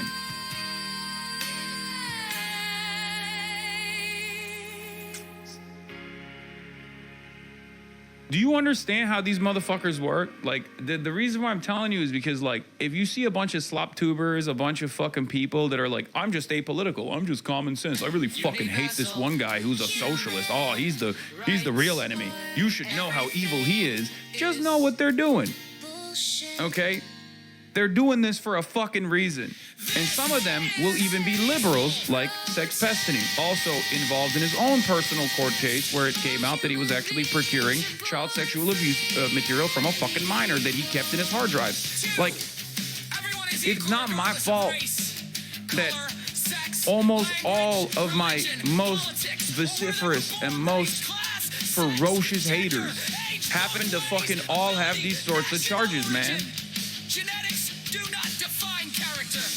I don't know what it is. I don't fucking know what it is. I don't know why that, like, all these people gravitate towards hating on me, and they don't stop either. It's not like normal. Like, at least with XQC, it's usually like he farms me, whatever, but, you know, it's irrelevant ultimately. You know, it's not, it doesn't hit the same level of ferociousness as like a Tectone who's just only fucking doing. At least he farms everything, you know what I mean? But people like Asmongold, people like Tectone, they're just almost entirely, their political commentary, it revolves around Trump good and you know, Hassan bad. Because for these guys, they don't have a real political worldview, okay? They don't have a real political vision. Whether good or bad, they just don't have anything, right? Like, there are certain things that they believe, like, you know, maybe some socially learned opinions about, like, trans people or gay people or fucking, I don't know, like, black people. Like, they have some points of view, but they don't have a coherent political ideology. They don't have real political conviction. They don't have a vision for a better future. So all of this is basically a game to try to boost their algorithmic status to the best of their ability, and they realize that the best possible way to do that is by doing drama, covering politics from the perspective of drama. So instead of being like, here's why Hassan is wrong because, you know, I don't agree with what he's saying about Israel is great or whatever, instead of that, they just go, Hassan is a terrorist, right? Hassan is getting deplatformed again. And a lot of people respond positively to that, unfortunately, because a lot of people also don't have that political education. Okay? They don't have that political education either. They don't have time to do the fucking reading. They don't have time to do the understanding. So they just go, give me some fucking easy to understand, quick hits as to why I should not listen to this person at all. 13. And that's it. And when it actually doesn't happen, when they go, Hassan has done this time, Hassan has done this time. In Sloptuber circles, you are now known to have anti-pedophilia AOE aura because all your ops are pedos. Yeah. I don't know what the fuck it is. I mean, even Dr. Disrespect. Even fucking Dr. Disrespect. Every single time, brother. How is that possible? That's why it hits every time I say, judge me by my enemies.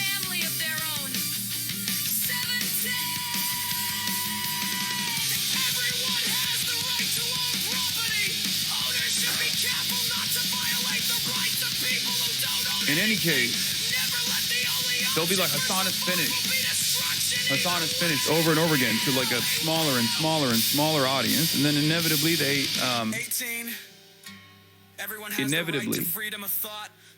they'll get to, why is he not finished? Well, that's because he owns Twitch. Why is he not finished? Because he actually blackmails all of his friends. He must have blackmail on all of his friends. Also, we should make it harder for his friends to come out and defend him, or defend the truth, rather. We should also harass them, too. We should go after them, too, so that, like, he doesn't even have any fucking support system whatsoever. So that it's easier to just, like, bully and punish people for having any progressive opinions whatsoever. And then people fucking sit around and go, how did we get here? How did everyone get so right-wing? Well, this is part of the reason why, because no one wants to fucking stand up.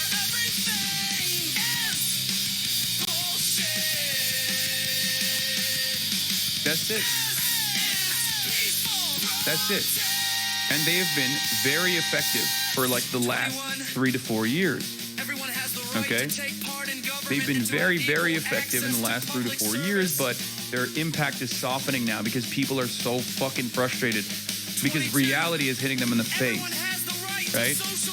And when you have ICE agents sieging, laying siege on fucking American cities, killing Americans, and you're going to a guy that you are supposed to get political opinions from, and the guy that you're supposed to get political opinions from is like, well, you know who's actually really the villain here? Hassan. Eventually people are gonna be like, actually, he's out there. You're just fucking shitting on him from your house, and I don't agree with you. And that change is coming. That's why I said woke is back. That's why I'm saying woke is eventually gonna be back. They can't comprehend why adults that are invested in the political process will turn around and you know, court me for my opinion, whether they be actual politicians, whether they be politicians that actually worked in the previous administration, politicians with ambitions for higher office, or all of these media outlets that come to me to hear what my perspective is. They're like, it doesn't make sense. Like, why are the adults that I respect not seeing what I see? Maybe it's because your brain is fucking infested with worms, okay?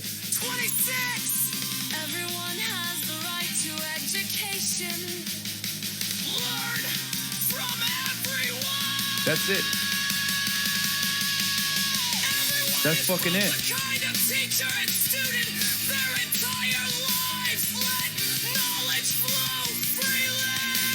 There's still motherfuckers who are doing this too. The whole like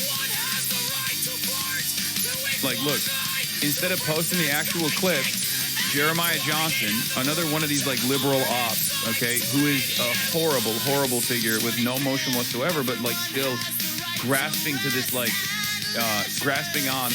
no, actually, Democrats, please don't become more radicalized. Okay, please don't become more radicalized. Please, no matter what you do, don't become more radicalized. Don't actually fucking fight back. Democrats, don't do it.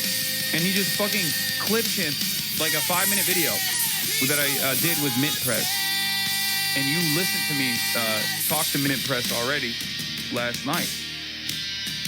Under Barack Obama at the time, a lot of Democrats were not very fond of Black Lives Matter, which is true. This is not a testament to like the Democratic Party being like completely evil or whatever. I think it's a testament to how the Democratic Party is out of step with what people want. What's wrong with Jeremiah Johnson? I mean, he's another one of these shit libs who is like constantly leading the Democratic Party astray or trying to do so. Okay? A lot of these guys are also super, super, super pro-Israel, and they just like won't get, they just cannot.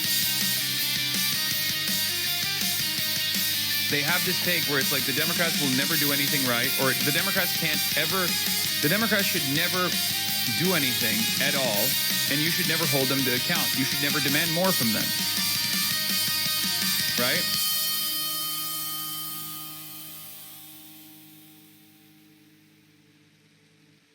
The new talking points have been unlocked. I had a friend tell me this morning that what you said was hurting the Democrats, and I said, brother, they're doing that to themselves. Yeah. I know, I saw Rage defend me on Twitter. I know, I saw that.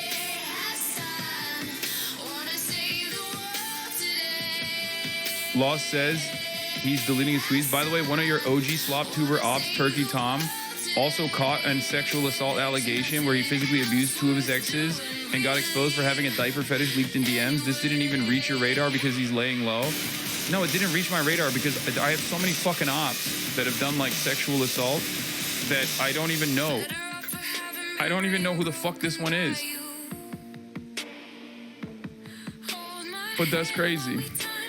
But yeah, a lot of these fucking commentary slop tubers that run a fairly tight-knit circle have been sweeping for a lot of bad faith large content creators for quite a while now. Whether it be Asmongold or whether it be, you know, people like Destiny especially as well. Like, they get their notes from Destiny and they basically plagiarize whatever they see on subreddits. And because those subreddits are endlessly brigadeable and oftentimes are brigaded by the likes of Destiny and his community, that they only fucking put out content in one direction. This is how you arrive at this like very weird. This is how you arrive at who's Destiny. What is this? A lot of soy rightoids in the mentions here, intimidated by 2 alpha males. Only one intimidated is Kaya. Diddy Piker ran from a 13-year-old, for fuck's sake. Dude is the most bitch made on planet Earth. You fear him. Yeah, I fear his nasally bitch voice. It makes my head hurt listening to his soy valley girl accent. What? The odds that you weigh between 120 to 300 pounds are roughly 0%. The odds that Diddy Piker's little pecker even functions after all the hair restoration chemicals and roids he pumps into himself are roughly 0%. Why are you thinking about Hassan's dick? You're riding it so hard. Here, I can't help it. I assume Diddy Piker has cut his ties with Destiny because Tiny wanted to suck his dick and record it, but it was so embarrassingly small and pathetic he couldn't accept. Who's Destiny? Your fantasy boyfriend's father.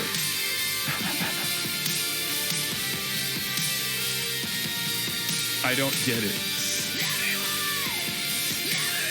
No, this is Carl Bayer, who writes for the People's Line and Jacobin and stuff. Brett quoted that tweet with her hallucinations. Same vibe. Wait, like, what? Dude, there's something really weird about, like, white people. When they see Somali people, they just, like, their brains break, dude. Brother, I went back for seconds. Like, what do you mean? Lost his own kick, talking smack about you, dude. I don't give a shit. If he wants to talk to me directly, he could talk to me directly instead of being a fucking pussy. If a federal agent kills you for impeding an investigation, that's called murder. If a federal agent kills you for kicking them in the shin as hard as you can, that's called murder. If a federal agent kicks you for throwing dog shit at them, blowing a whistle while packing heat, that's called murder. Here in this fucking country, you go to court and you get sentenced by a judge. Fuck around and find out is not legally binding. I don't care what your stance on ISIS as a whole, immigration, whatever. We just witnessed a murder yesterday in broad daylight. End of story. Oh my God. Fucking that's it. Thank you. Jesus Christ. This is literally common sense. Common sense is not so fucking common, man.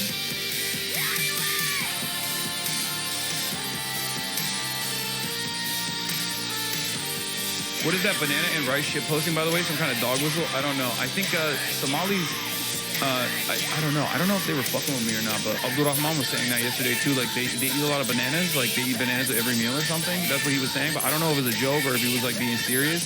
But I think white people have no culture whatsoever.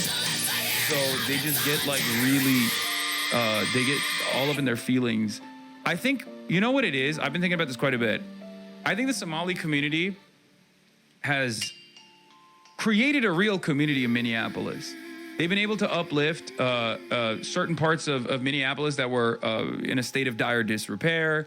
They have a real, like, strong sense of community, and they have businesses, and they've been able to engage in commerce and all this stuff. So, like, that really pisses off people because they're black, they're from Africa, and they're Muslim, right? So for them, for a lot of white people, they get really pissed off. It's kind of the same thing that I brought up, if you remember, when we went to Queens. A lot of white people look to places like Spain and places like Italy, and they go, oh my God, why can't we have this? Like, look at all these people that like sit outside and they have a community, they have a high trust society, and they just like, they're having a great time. And then you look to the United States of America, and that attitude exists in the United States of America. It exists in places that have been ghettoized, in places where black and brown people live, in places where, you know, first and second generation immigrants live. But white people look to that and go, oh, gross, this is poverty, you know? And that's something that I've seen with my own two eyes, like when they look at places like Queens and you see guys like outside playing dominoes or whatever, right? They look at that and go, ooh, this is gross, this is poverty. But they look to Spain and they go, oh, why can't we have this? This is European. This is so high culture. And the same goes, yeah, and I'm not just talking about Somalis, I'm talking about black American culture. Yes, exactly. That's precisely what I'm saying. Like, they don't like it. They don't like that these communities have a real sense of belonging, a real sense of purpose, like a real cohesion. They hate that shit. And I think it's partially out of jealousy, maybe. And it really offends their sensibilities. And I think that's part of the reason why they go so hard after Somalis, because like Somalis came here under horrible conditions in general, and then they were able to build this like beautiful community in Minneapolis and become a part of the community of Minneapolis, and they just fucking despise that shit. Because this is like uncontrollable amounts of hate. Like, imagine, dude, this is just like me and a genuinely nice guy who just wants to do right by all of his constituents, right? A state senator. Like,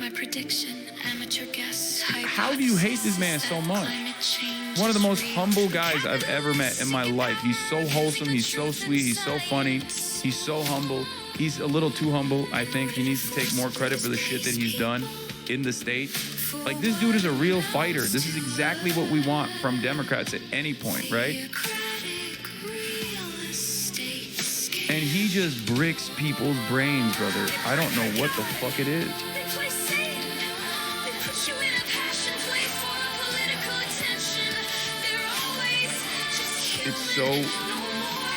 It's so weird.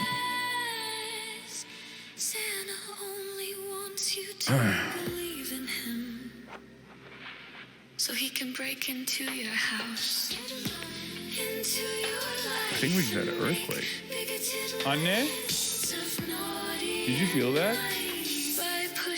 I thought that was an earthquake, but maybe not.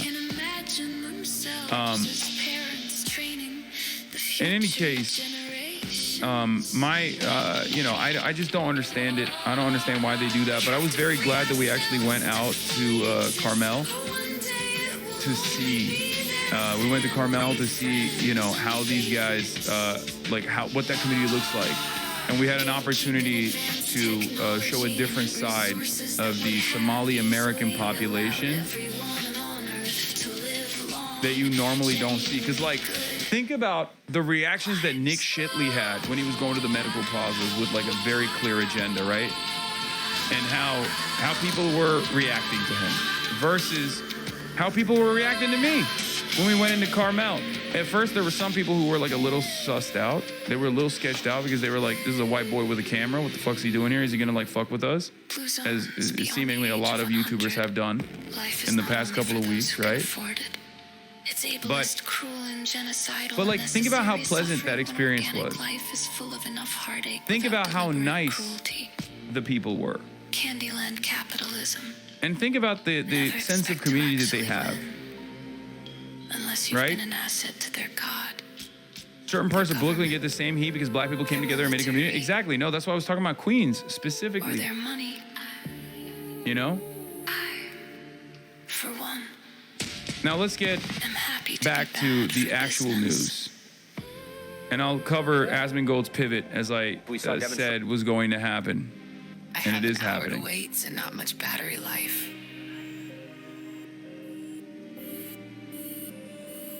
Speaking of Somali, wasn't Jolani, leader of CARE Minneapolis, really cool in person? Didn't even know he had a lowrider? Yeah, he's the fucking goat, dude. He is cool as a cucumber, for sure. I lost it when he was telling me about. He's not pivoting. That clip is just Yoxic levels of clip farming. Yeah, he's not fully pivoting. He's leaning into it though. It's coming, don't worry. Yeah, I lost it when he was talking about how he goes up in a deer stand and hunts deer. I was like, damn, that's crazy. All these books can make me question Anyway, Triggers out here very late let's into get the night. started. Federal officers Active shoot law and kill enforcement. man in Minneapolis. President, also there is a growing memorial here at the scene where this shooting happened. And yes, once again, there are contradictions between what federal officials and eyewitnesses to this shooting are saying. We want to be clear, we're not fully certain yet what happened in the minutes leading up to the shooting, but the shooting itself is on video. It is graphic, but you can see for yourself what happened.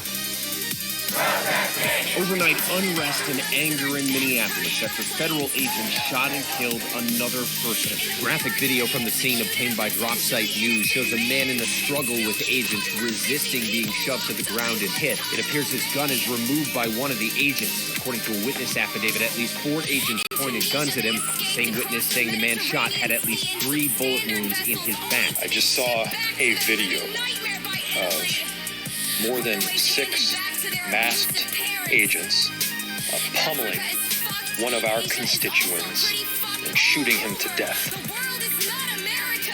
How many more residents?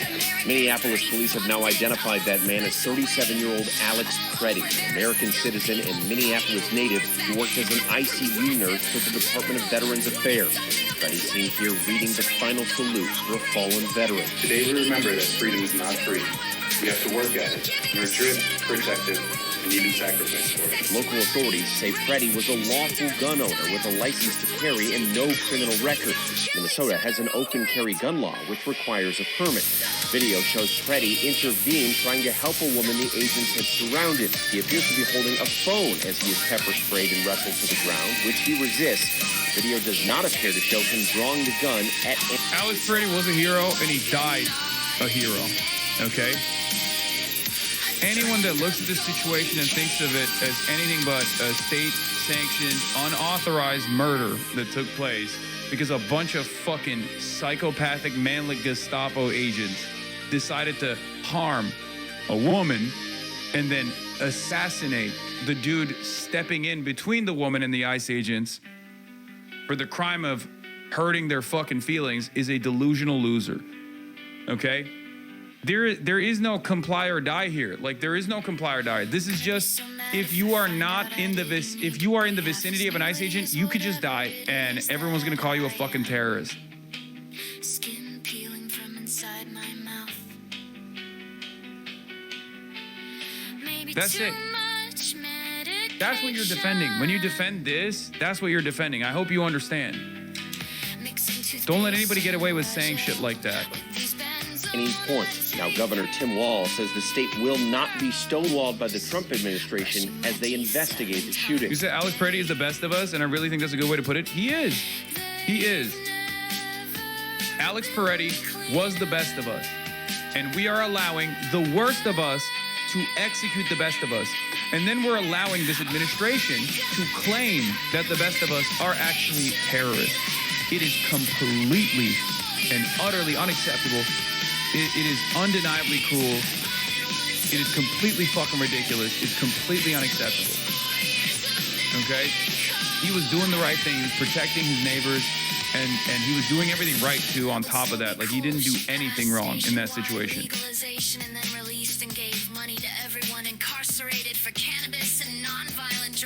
Thank God we have video, because according to DHS, these 7 heroic guys took an onslaught of a battalion against them or something. It's nonsense, people. It is. I don't think it's enough. I don't think Tim Walz's commentary on this is enough. I don't think his actions are enough. This is precisely what I was talking about with Mint Press News last night. I want to believe that the Democrats have the American population's best interest in mind. I want to believe that. I want to believe that because we have no other alternatives. We have no other options. Okay?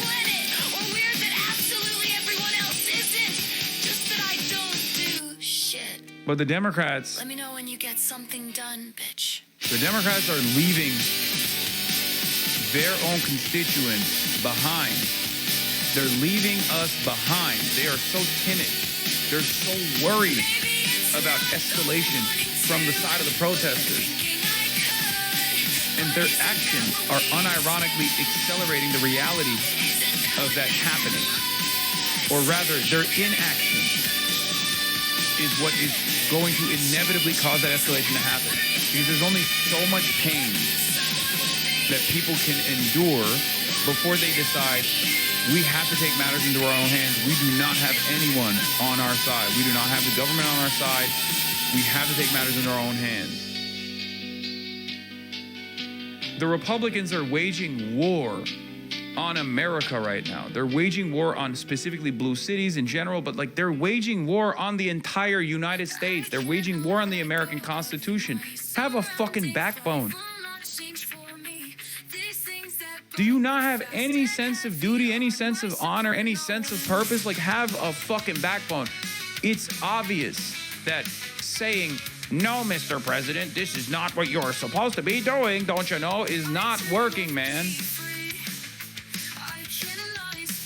It's not fucking working.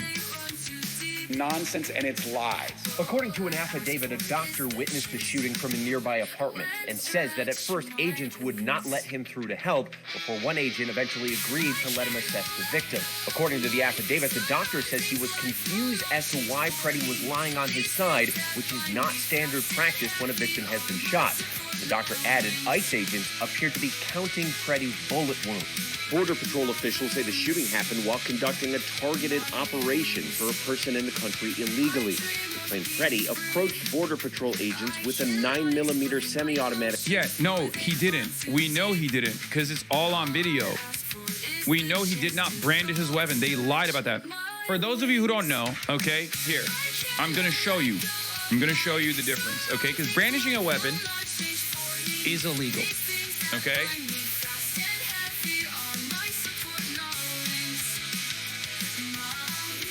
This is a weapon, okay? This is a weapon.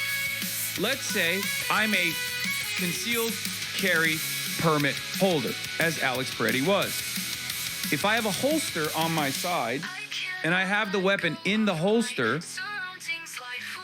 as a licensed concealed carry permit holder, okay, I am totally legally walking around with this weapon. I can even show it if I want to. I can have the holster stick out. In some states, you can only have a holster and you can only show it, right? Like, and in other states, you can actually have it as a concealed carry permit, right? That is totally legal. He was well within his rights to have his personal handgun in a concealed manner, okay? Because he was a licensed, he was a licensed carrier. This is brandishing the weapon. When you take it out of its holster and you walk around with your weapon out in your hands, or even like, pointed at people, that's brandishing a weapon. Alex Peretti did not brandish his weapon at all. As a matter of fact, he didn't even take his gun out. His gun was taken out of its holster by one of the 7 ICE agents that stormed him, that were brutalizing him. Okay? Just so you understand the difference. And I know for a fact that Kirsty Noem, no matter how stupid she is, knows the legal difference. This is a very important legal difference. This is a very important legal designation. They are falsely claiming that he was brandishing his weapon with intent to like murder ICE agents or something. It's fucking bullshit. They're just lying. They know they're lying and they're lying regardless. And there are still people who are eating this up. It's important to know your Second Amendment rights, especially since the government seemingly is going to use the lack of knowledge that people have, even gun tubers themselves, as a way to justify killing concealed carry permit holders, which is crazy. And I talked about this yesterday. I tweeted about this yesterday, but a very sizable chunk of the American population, approximately 30 to 40% of the American population, owns guns. And an even larger percentage of the population, around 50% is the estimate, has at least one single gun in the household. Okay? The 30% population is like around 80 million Americans have a firearm. give or take, that we know of. That's a lot of people, okay? That's a lot of people. So now you can just kill people in direct violation of the Second Amendment? Like, people can't exercise their Second Amendment now? That's another constitutional restraint destroyed by the federal government once again. As a matter of fact, they're using the likelihood that someone might have a weapon as a way to justify assassinating people. This is completely unacceptable. Okay?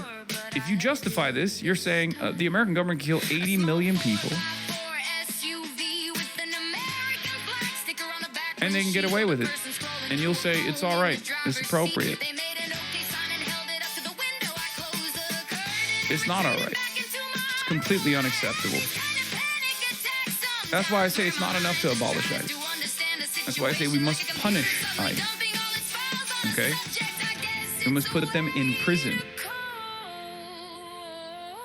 That is my demand. I think abolishing ICE is the moderate position. Okay? Punishing ICE is the rational position to the full extent of the law. And I said this yesterday. I said, since they claim driving a car away from an ICE agent was a justified reason for killing Renee Good, I suspect the right will now defend this state-sanctioned execution. This is before they started, before they came out with it, right? This was right after. And I said, my assumption is they're going to say he was, he was a righteous target, justifiably executed by the state because he was a, Second Amendment legal carrier. And I was right. They did do that, right? I suspect the right will not defend the state-sanctioned execution on the post hoc justification that the victim was a gun owner in a country where approximately 80 million people have a firearm. And yet, he was disarmed before he was assassinated. He never pulled his gun out, and he was disarmed before he was shot. And this one makes it impossible to avoid. This is the highest resolution footage that we have so far, and it's slowed down, where you can see one of the ICE agents directly go into his pocket and directly pull out the gun and then walk away. And as he's walking away, the other ICE agent puts a bullet in the back of his head, and then another, as he's falling down, unloads 5 bullets. And then when his lifeless body is on the ground, they continue backing up and they continue mag dumping as he is lying on the ground. Alex Peretti was never a threat. He was never a threat at all. Okay? There was no point where he was ever a threat. They had no basis to even tear gas him. They had no basis to push the other lady into the sidewalk. They did it because they know they could. ICE did this because the Department of Homeland Security is there to protect them. As we said, when Renee Good was assassinated,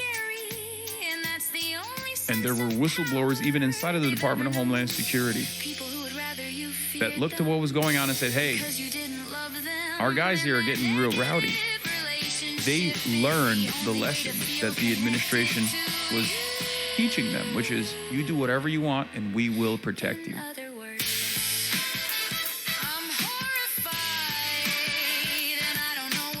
Why did he have a gun? Why would you bring a gun to a protest? I don't think you're an American, right? 8IRO. Are you an American citizen? Because he didn't have a gun at a protest. You're a Minnesotan? You're an American Minnesotan and you're asking why a fellow Minnesotan has a gun on them? Because it's their constitutional right. He has the right. Change the law before you move goalposts. What is this? He had critical life-saving skills and belonged out there in this community. Unlike these pills, he was an pig. He was an asset. I agree. Like, it's kind of like saying, oh, well, he was in a car and we shot and killed him. Like, why was he driving a car around ICE agents? I mean, that is what they said last time around. Not all Minnesotans agree with the protest. Yeah, there's definitely some cucked Minnesotans out there. I mean, there are some pigs, right? Like, you might be one of those pigs, or your family might be one of those, like, ape-brained pigs. I mean, certainly. I don't think anyone is a monolith. I think you could be You could be getting dominated by this administration and still be the servile little rat that you are that says, please, sir, can I have some more? That's totally fine. But I think the overwhelming majority of Minnesotans don't agree with you. And I saw that with my own two eyes. So it doesn't really matter what your perspective is here because you are in the, super minority. Now, of course, the way that this works is regardless. Name calling is just delegitimizing an argument. Yeah, but I'm not just delegitimizing your argument. I'm actually undermining your argument by destroying it, by saying that you are in the super, super tiny sliver, marginal, oppositional voices here as far as the counter-protesters against ICE or as far as the protests against ICE. Then why attack me and not the argument? Well, because you're stupid and you should know that you're stupid.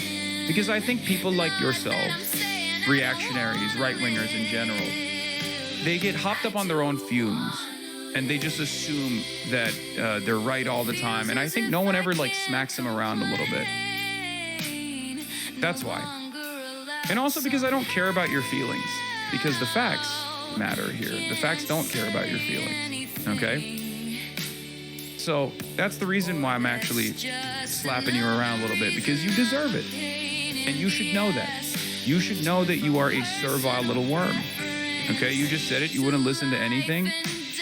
No, your argument is actually stupid. You asked me a question, I gave you the answer, and then you turned around and said, not all Minnesotans agree with the protest, which is irrelevant. The initial argument wasn't even an argument. It was just a question. Why did he have a gun? I told you he has a license to carry a gun around. He has every right to carry that gun wherever he goes. It's in the fucking Constitution.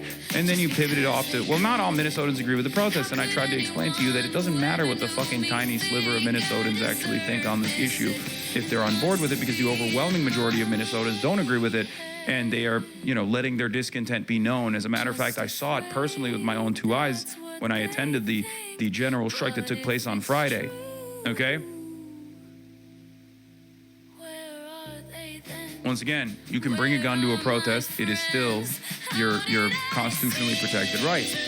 And not only that, but this wasn't a protest. He wasn't at a protest. He was out probably getting coffee. He was out living his life. And then he saw ICE agents harass people. And then he did the right thing, interested in protecting his community. But you can but add complexity to an already volatile situation. Yeah, but the volatile situation is volatile because of the presence of ICE agents, not because of the presence of a fucking Minnesotan that is in his own community, in his own neighborhood, walking around with a gun. Okay? You are an ape IRL, I think. Actually, that's not true. I think an ape would probably have more functioning brain cells than you. Let's be real. They can at least use tools and stuff like that. I don't think you're actually capable of that, if we're being super sincere, because you are still trying to actively defend this sort of thing. An ape actually knows how to protect itself. An ape knows how to protect its own community. You don't. You clearly don't. You are demanding that the administration come and fuck you. So you don't even have the self-preservation skills of an ape, interestingly enough. In any case, let's continue. Kyle Rittenhouse was considered a hero for having a gun in an actual protest and using it as a vigilante. Where was this argument then? You're talking to that guy, right? Because I have even started to change my opinion on this stuff. This is something that I've evolved on. I've been a very strong advocate for gun control, and I think the time for that is passing. I have time and time again consistently held the position that I don't think it's a good thing to bring a gun to a protest. And I think it's a different, that was the old me, okay? I think that was a different time. Once the social contract has been broken so fundamentally over and over again, I think you have to defend yourself. It's crazy.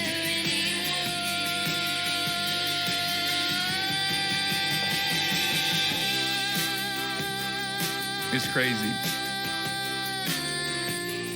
Him having a gun in this circumstance has nothing to do with the situation at all. It's just what the DHS is trying to use as a way to defend their unjustifiable actions.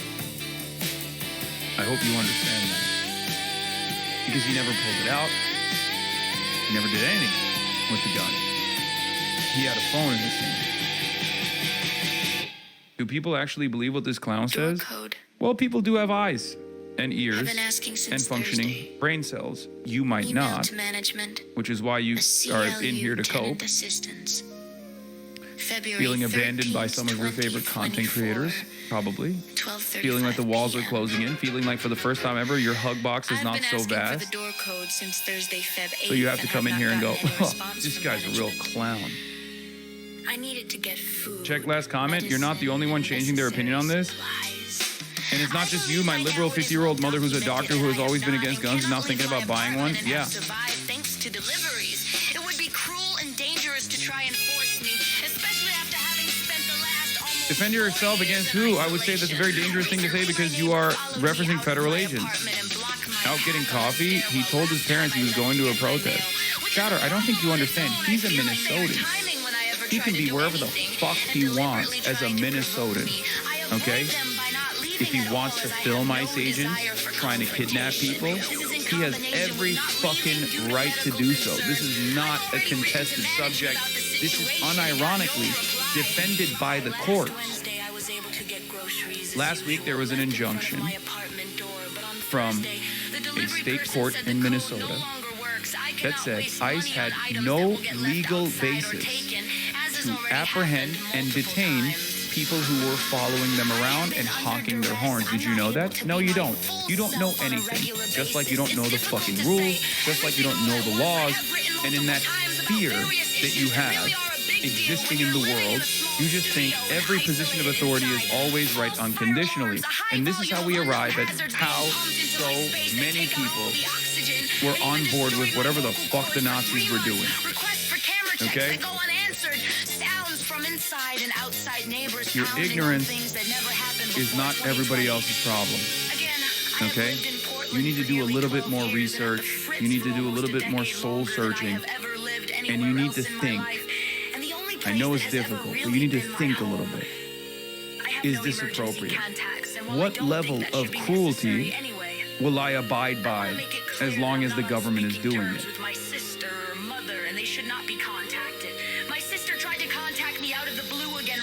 Threatening wellness checks, which would be a misuse of emergency services, and I have again set boundaries and told her to leave me alone. My dad died in 2022. I don't have a real relationship with any other family. I am totally independent and just trying to survive, and so many things have been harder. Nobody asked about this when MAGA has guns, by the way. No, I know. It's actually the very same people that love when the Boogaloo Boys come out, that love when people do an armed protest. Okay? Now it's an 8. What a lot of people don't understand, when they slap the term protester on a person, that doesn't take away what that person is doing. He's still a Minnesotan, okay? He's still invested in protecting his neighbors. Thank you for keeping me housed. As a matter of fact, he's one of the best Minnesotans, okay? Oh my God, it's just feeling so ironic. Obviously, I am now unhoused. I am, yet still holding on to the idea. I can't talk to anyone until tomorrow. What the fuck am I supposed to do? I just emailed, 5 organizations. But, for a lawyer person to talk to me and say, yeah, you have a case. Yeah. Here's the motion you need to file. Yeah. Or they would do it for you. Yeah, they didn't do the paperwork the right way. You have a disability. I could get my apartment back. I mean, the idea that maybe, possibly, you could just get your fucking apartment back. You don't have to move this stuff out. Just get it back.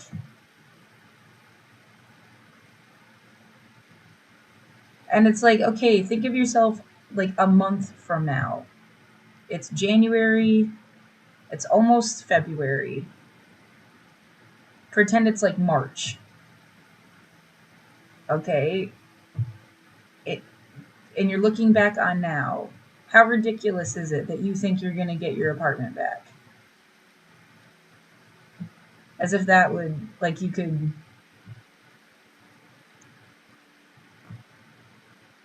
I think there is a possibility. Saying it like that almost, yeah, like...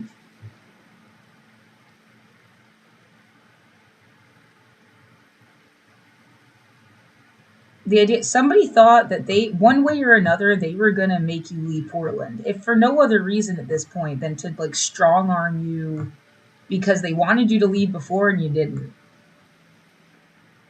It's like they didn't get their way. And they just want to get their way. They don't really care about you. They don't really care. There's no real sense of, like, any, like, they just wanted to get their fucking way and you didn't leave.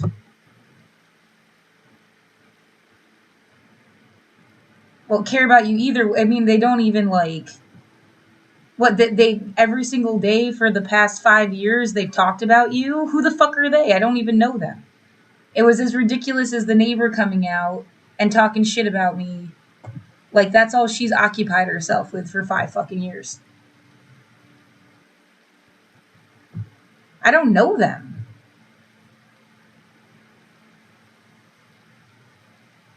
You had nothing better to fucking do or talk about. That's crazy. That's what crazy is.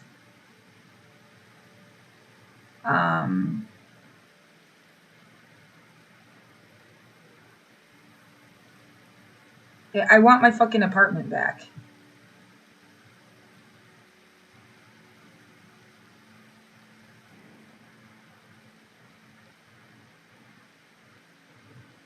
Too bad it's not as easy as just, like, going in and getting the stuff. Like,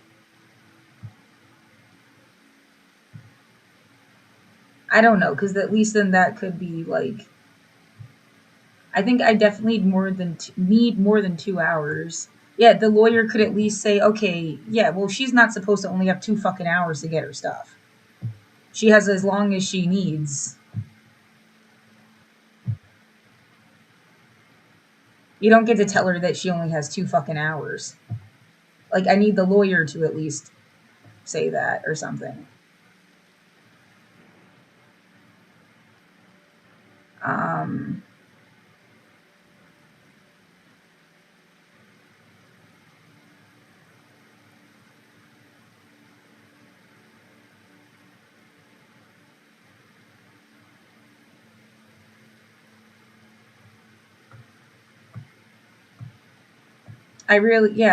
I'm waiting for my outfit thing to dry. It's still wet. And then ask how much it is to go through, because they said it would even be, like, cheaper if you went through the desk. And see how much it is to, like, at least one more night.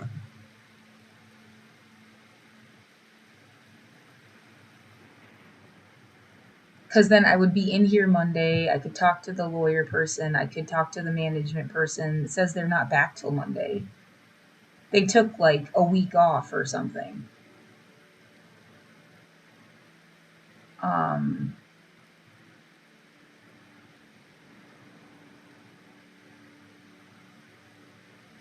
Like, I feel like no matter what the fuck, you still can't tell me I only have 2 hours to get all my stuff out.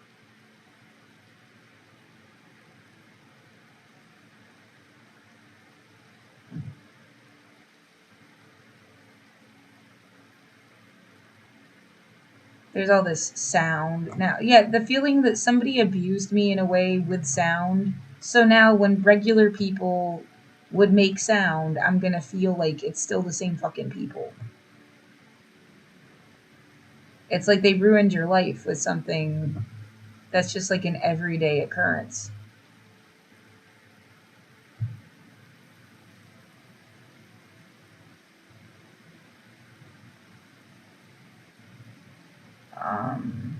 I'm really sick of feeling like I was trapped, a deliberate war scheme. Once again, like, what did they want? To make a bad story about Portland? So someone hurt me because they hated Portland. And they thought this was just going to get blamed on Portland as, like, a place. And how fucked up and stupid that is.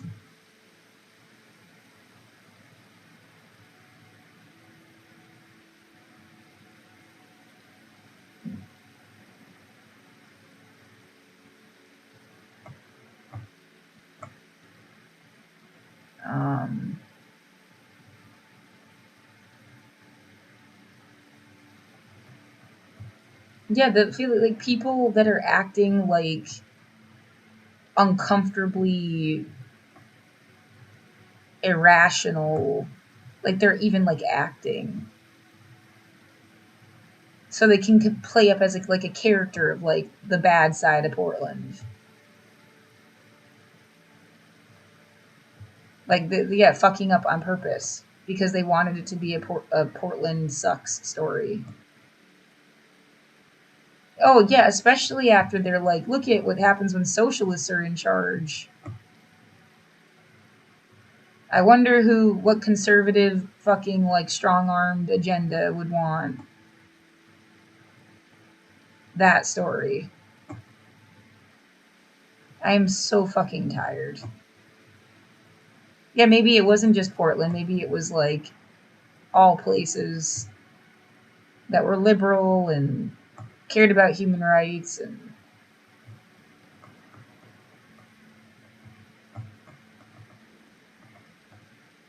yeah, that's still political theater shit.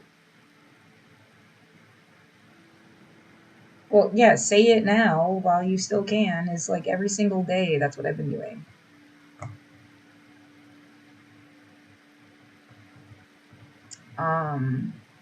But yeah, the point, like, I need at least like one more day. I don't know how much it's supposed to be.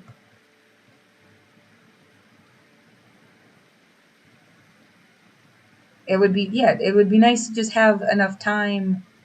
Like, I could have gotten my stuff, brought it here, and then sorted out some next step.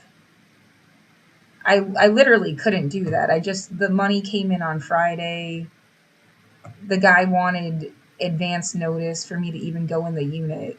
I don't know if I should just be like, the first time I suggested what time to go in, it was only 4 hours. I mean, it's like they kind of want 2 to 3 days for some fucking reason, but like, it was only 4 hours. The first time when I said I would come in at noon, I was going to just sit outside the building and wait for them to come back. Was like the only thing I could think to do. And then people came out of the building and were like, gonna go buy me a sandwich at Subway so I could use the bathroom. Then they didn't have a bathroom, even if you bought a sandwich. And brought me to a bar so I could use the bathroom. They drank, I didn't. Which is fine. But they left without even saying goodbye. And the people were like, it's like a stray cat that they just like left here at the bar. And then that's how I ended up on somebody's couch. Like, there was an offer to go to somebody else's house and people were being really fucking pushy. And it freaked me out. And they were putting their hands on me and stuff. Yeah, like, I am, like, mentally not there when that's happening.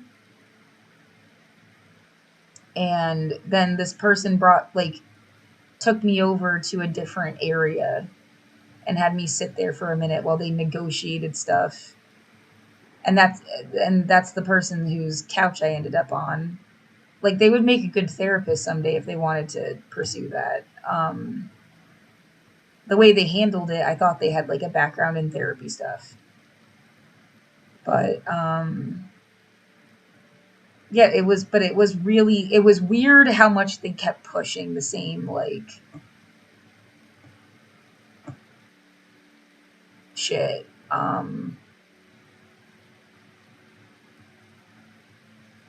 And I don't know them like at all.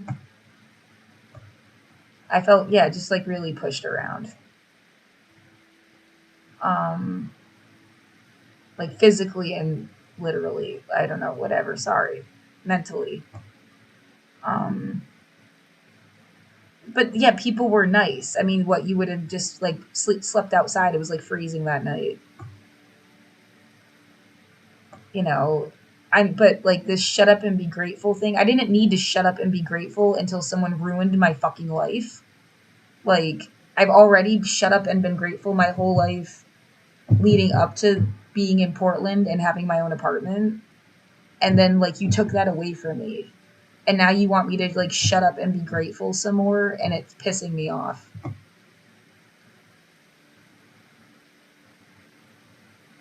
I have scrubbed toilets since I was 10 years old.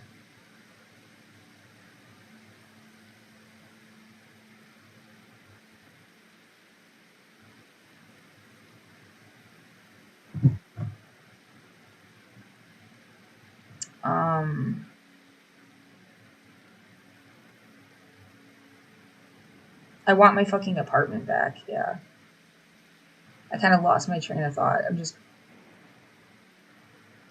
This is fucking wrong. Yeah, it's like a human rights violation for it to even be something that happens to people.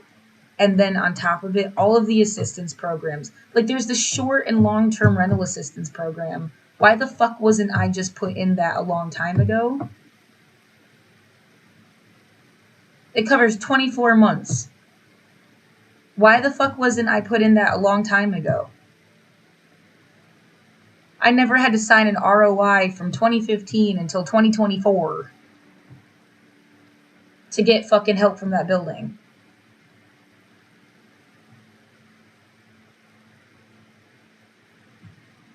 And then I did sign an ROI, and they're just saying it didn't count, that it was for management and not their side of stuff. No one confirmed either way. And it's just like, are you fucking kidding me?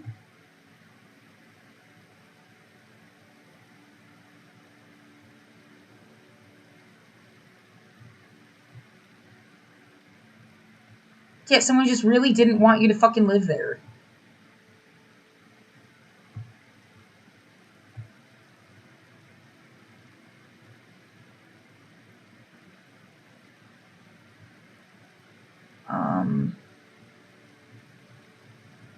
Anyway.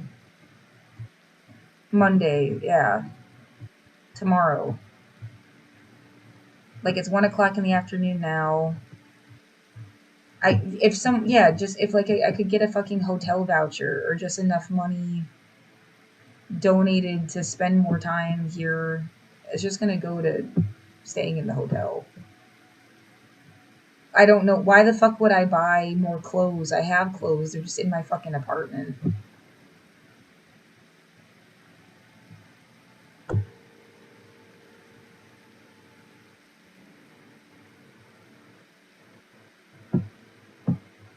It can take them 2 business days to even respond. Okay. Well, at least you got an auto reply, I guess.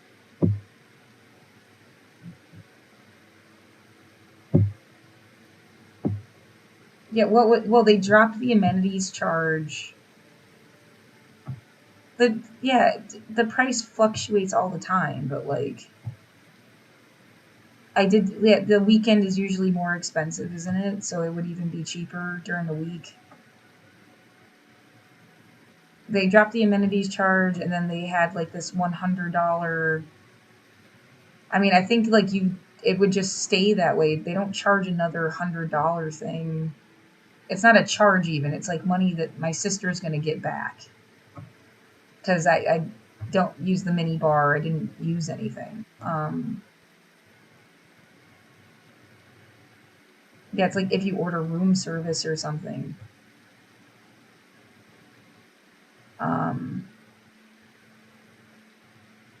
And they said it like caps at 3 days. So I feel like they've already taken care of that. It's just going to be whatever the room charge is. And yeah, the whole point of why it was like $54 a night or something. It came out to $194.80 for 3 days.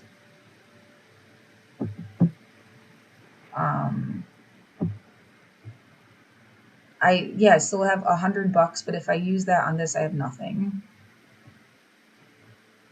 The idea that you really want to pay like internet because I don't know, like, I'm the hotspot thing. I don't know if it like stops. You can go to the library. I guess I need internet as long as the security camera is in my room.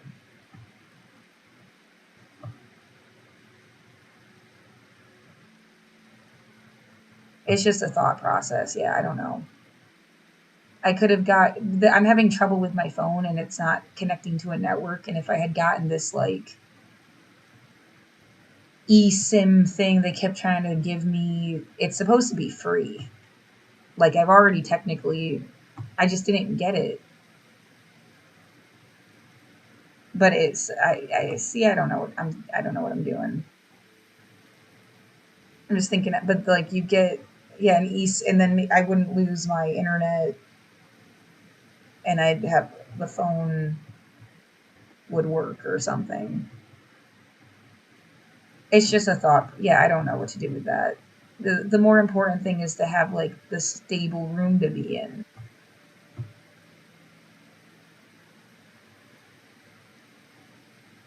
I think people know exactly the kind of nightmare they signed you up for, and they think it's funny, and I hate that.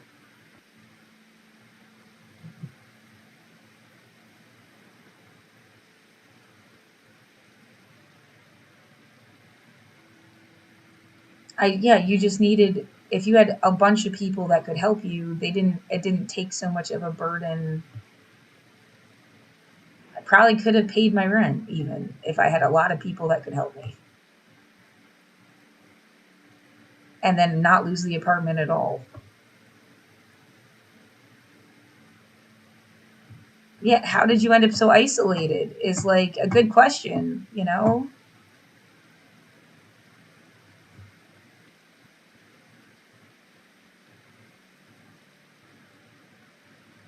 Yeah, and like when I had money for that 1 year, I gave people money.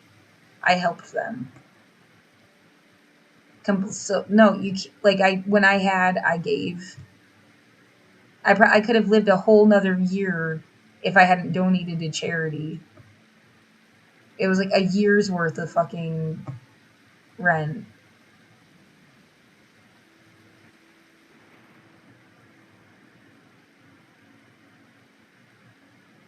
But I mean, I wanted to. It's like, it was like the right thing to do.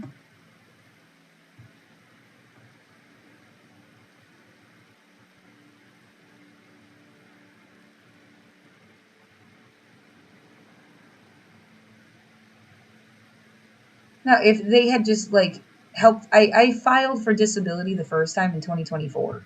If that had just been over and done with in 2024, I'd be fine right now. If I had gotten SSI in 2024, I'd be fine right now. Or at least way more fine.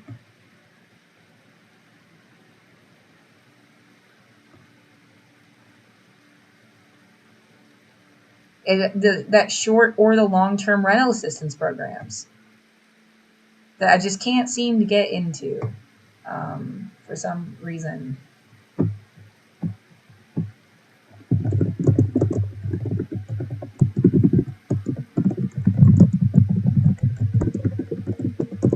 And yeah, I am bitching about the state. I've already bitched about this. I mean, what more can I say? And I applied for Section 8 and I didn't make the lottery.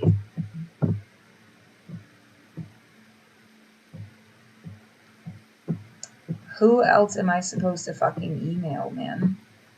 I have talked to like SCI, for example, how many times and then didn't get a response back. You're on a different internet now. Maybe something was wrong with your fucking internet and they never even got your email. Is like, I guess that's a good excuse to try to email them again.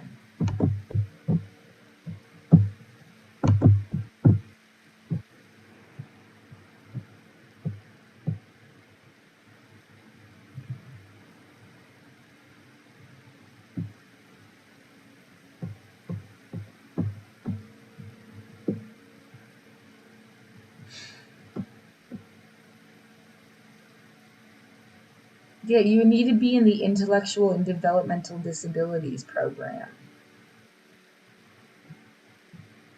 I'm not in that.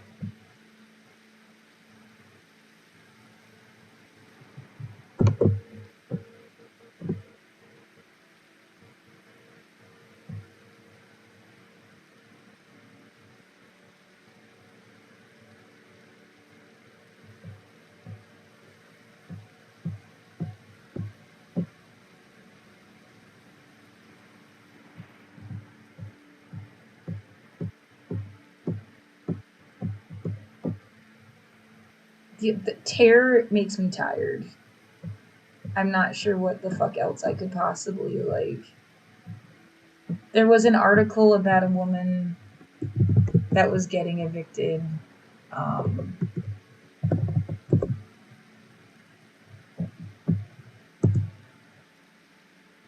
And Care Oregon stepped in and paid her rent.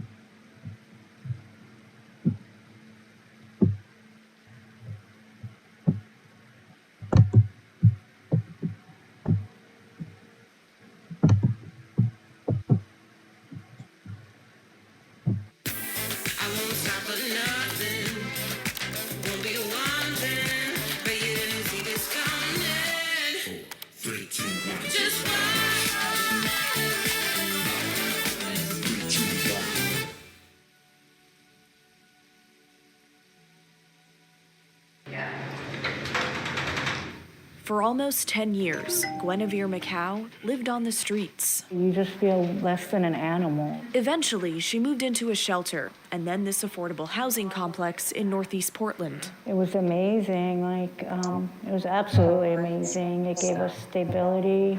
Gwen is Let me look it up on YouTube. It'll be the same exact thing. I don't know why that just shit out on me.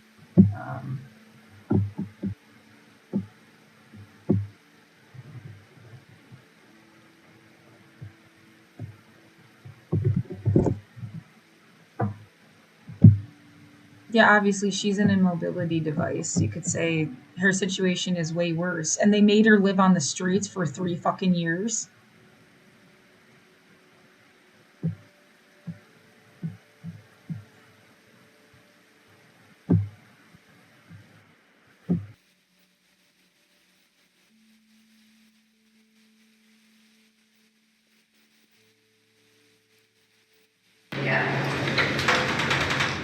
For almost 10 years, Guinevere McCow Sorry, I thought they said 3. For 10. 10 fucking years. Yeah. Something really demented is going on. lived on the streets. You just feel less than an animal. Eventually, she moved into a shelter and then this affordable housing complex in Northeast Portland. It was amazing, it was absolutely amazing. It gave us stability. Gwen is recovering from a heroin turned fentanyl addiction, a step she credits to being indoors. It allows me to eat a proper diet, to cook, to have a caretaker come help me. I have a caretaker. She lives off Social Security, about $900 a month. She splits $1,600 in rent with a roommate. In February of 2025, she was approved for rental assistance through a Care Oregon program. A health-related social needs benefit. It helps pay rent for people coming out of homelessness or jail, among other things. Gwen was approved for 6 months of rent, but the payments never came. It's a year. It's going on a year. To avoid eviction, she used her credit card to cover costs. No, I don't want to cry. It's stressful. I just fixed my credit and now I'm ruining it all. Yeah, am I getting really freaked out by her 88 earrings? Yes. I'm trying not to let it bother me because I don't know her intentions. Maybe she just thought they were like cool. Yeah, and not that she's a Nazi. Okay? But yeah, I can't help but notice them. People like all sorts of things and they have different meanings to different people. They also, it's the like symbol of, I guess they are really 8 because it's bigger on the bottom, but it's, an infinity sign. You can't just like own the fucking infinity sign. But yeah, it is creeping me out, yeah. All over again. Care Oregon declined an interview, but sent KGW a statement saying, in part, the program was not meant to be a housing solution. Unfortunately, the need for housing assistance is much larger than the program can solve for, and we're doing all that we can to serve our members, given the overwhelming demand. End up back on the street. I get stressed out, relapse, you know, I can't do that, I could die. And that feeling of being afraid of facing eviction, you know, like our message to residents is reach out to us early. Erica Hernandez works at Hacienda Community Development Corporation, the nonprofit managing Gwen's apartment complex. Records show $320,000 in unpaid rent balances across Hacienda's 11 low-income properties. That includes unpaid rental assistance from groups like Care Oregon. We will often front the costs for those operations. It certainly is a strain on the building operations, which just support the livability. You know. Of course, why the fuck wouldn't my building do that? Why wouldn't they do it? What is going on? They opened new buildings. They've opened new buildings since I've lived there. They can afford to just like wait. They could afford to wait. Why wouldn't they wait?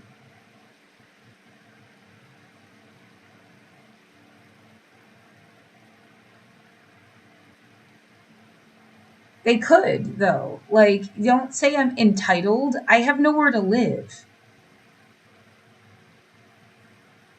And I'm not physically up. Like, I can't do shit. What the fuck? Like, you just...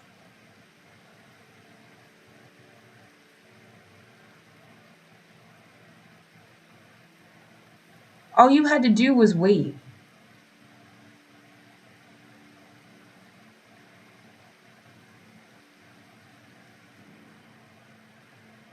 Every fucking email I get is about how they're on vacation. Like, what pays for that? You could wait.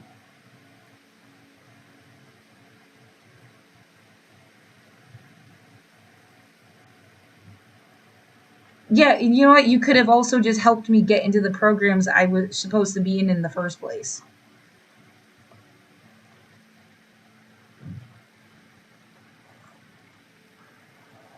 This is fucking bullshit.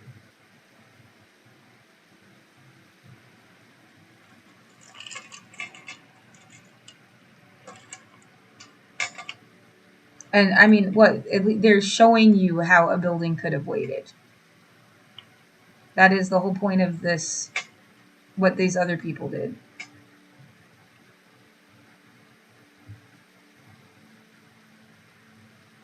I don't know. It would be a totally different situation if they thought like, oh, she had no intention of ever paying her rent. Or finding a way to pay it. Getting an assistance program, anything. Like and she's perfectly able-bodied and just wanted to blow us off. Like, no, that isn't the case. And you don't give a fuck that I've been terrorized. Like, that's part of why I became disabled.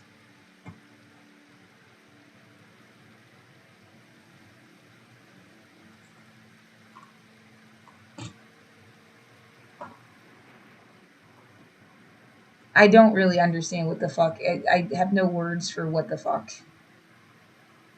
So anybody is fucking doing, or they think that they're doing.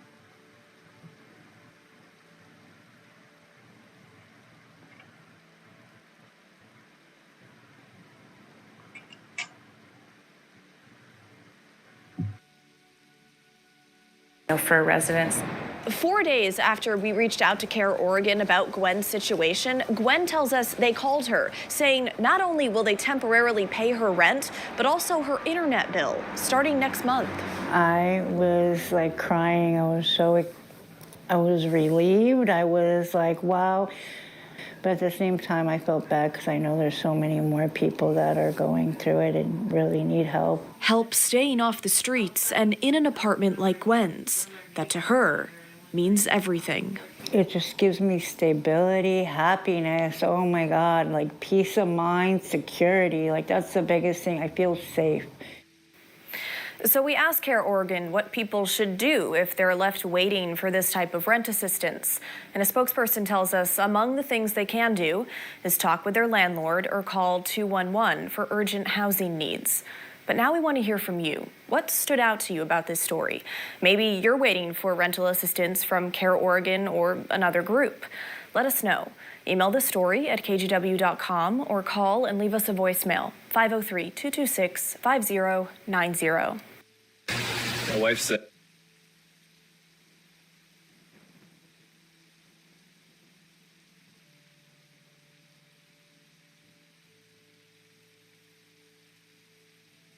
Well, anyway, I mean, she did get help. I also got the HRSN program, but it came through last year. She's been waiting for that same program for a year, she said. That's how that happened. So it was the same program. And yet right now, I'm asking for vouchers to stay in a hotel until I can figure stuff out. It's not even like what I should be begging for is I have been. Like, I mean, I have done so many fucking emails, and now that I'm also like proving my phone doesn't even fucking work. Like,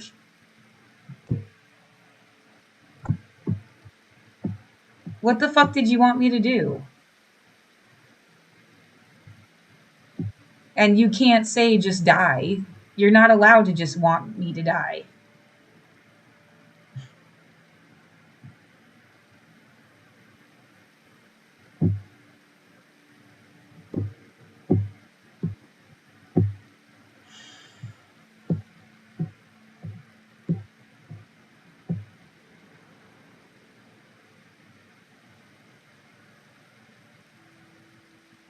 Who haven't you contacted yet? I mean,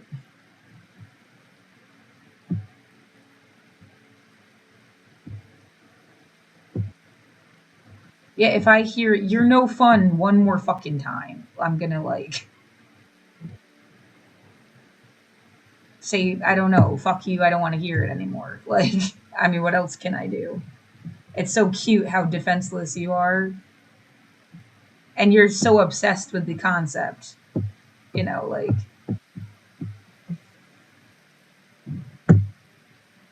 slam me. Yeah, and did someone follow you here and they're seriously fucking with where you are now?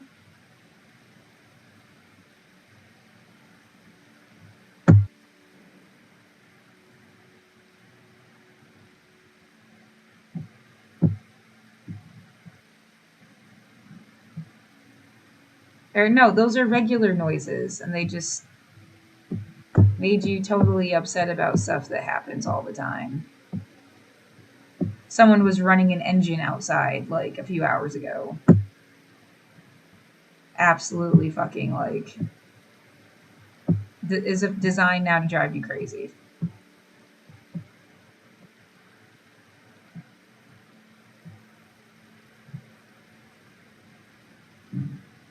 Oh, and slamming something.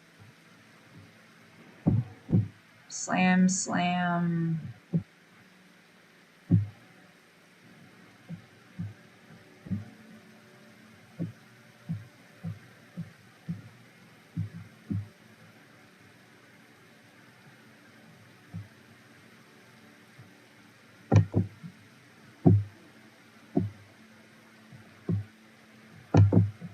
Come on, you're going to prove that people are terrorizing you. Get all the evidence. They make evidence for you to make you prove that they're terrorizing you. Why would you even bother doing that? Like,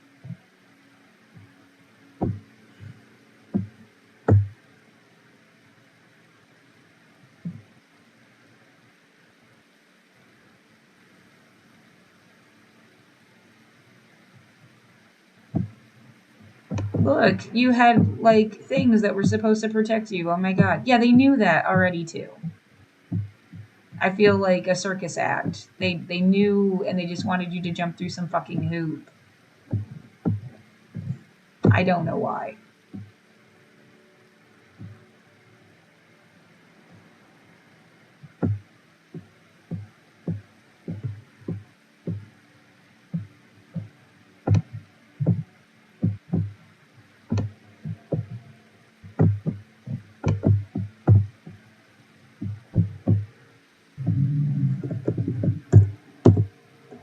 I'm not even bothering to look at whoever the fuck it is. I don't need to be scared of every car I see that's the same as whose ever fucking car that is. That's what they try to, like, how they screw with you. It'll be some boring ass regular fucking thing that you see a million times and then not know. So I don't even bother. Yeah, like a white car. It'll be like a white car. And then what, you're supposed to be scared of white cars.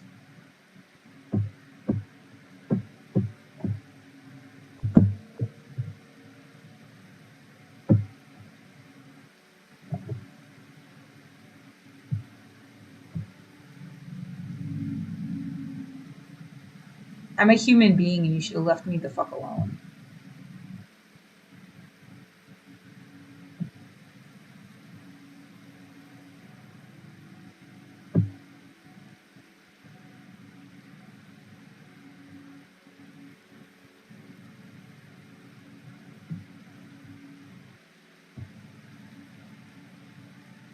Volunteering, donor inquiries, subpoenas, payrolls.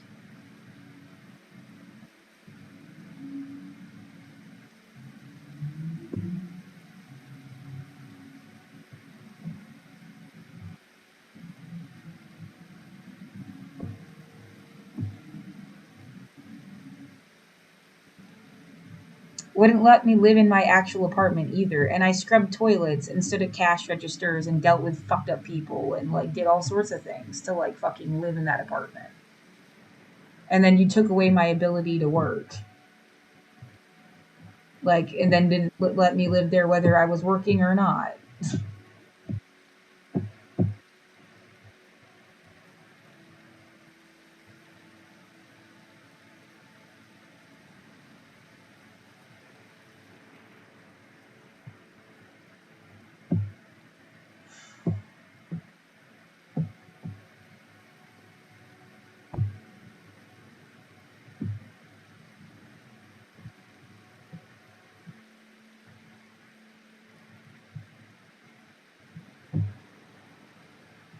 I guess you can save this. What's the point, though?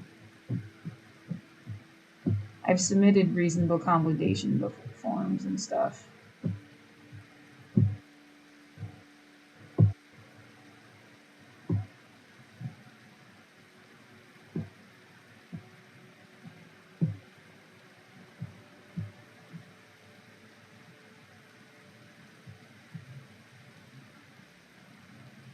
Yeah, it's not a home forward building. Maybe that's why, but home forward does all of this like rent assistance stuff.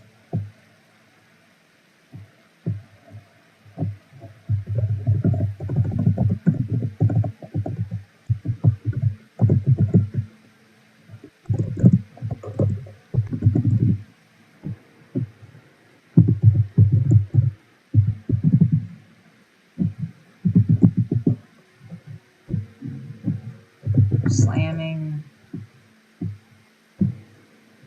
You're gonna go out of your way.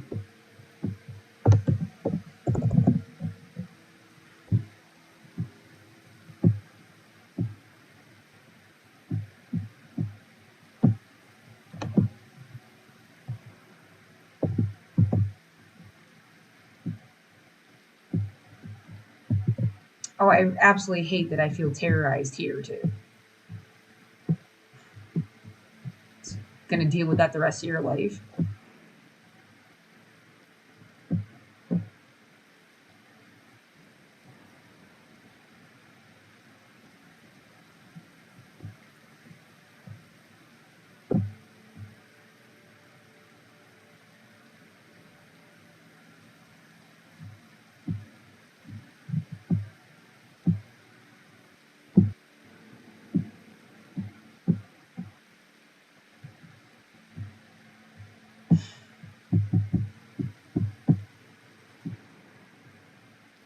It constantly, oh, she really just didn't get it. Get what? Get what? There's nothing to get, is there?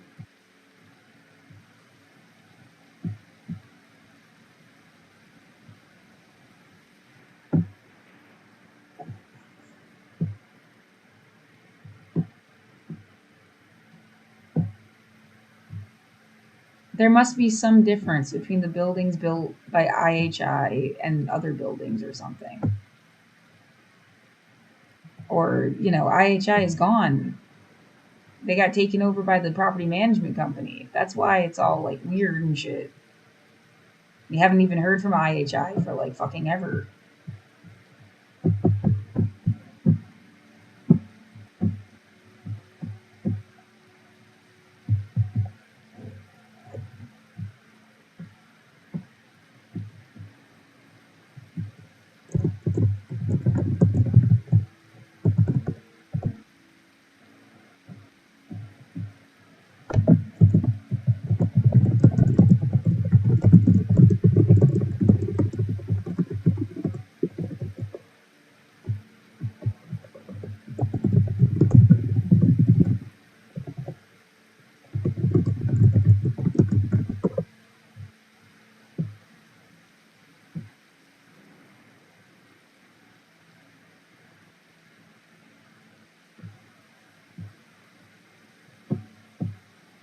It's like, oh, did somebody fuck up and they just thought it'd be easier to get rid of me instead of helping me? Because, like, could you stop already with, like, needing to get rid of me instead of just helping me?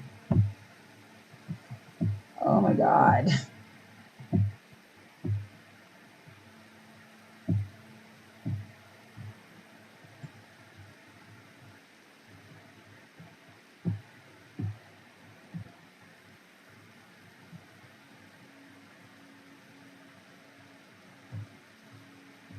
I don't see how they got off listing the same thing 100 times and acting like it was different programs, like for this HRSN thing.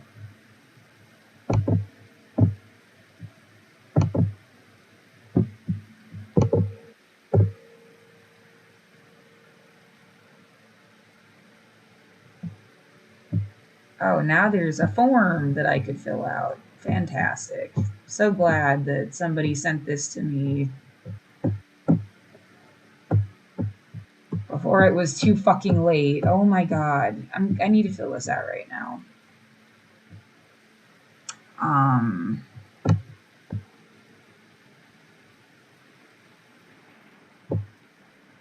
It's 1:33 p.m. I'm just gonna come back in a minute. Universal human rights for everything is bullshit.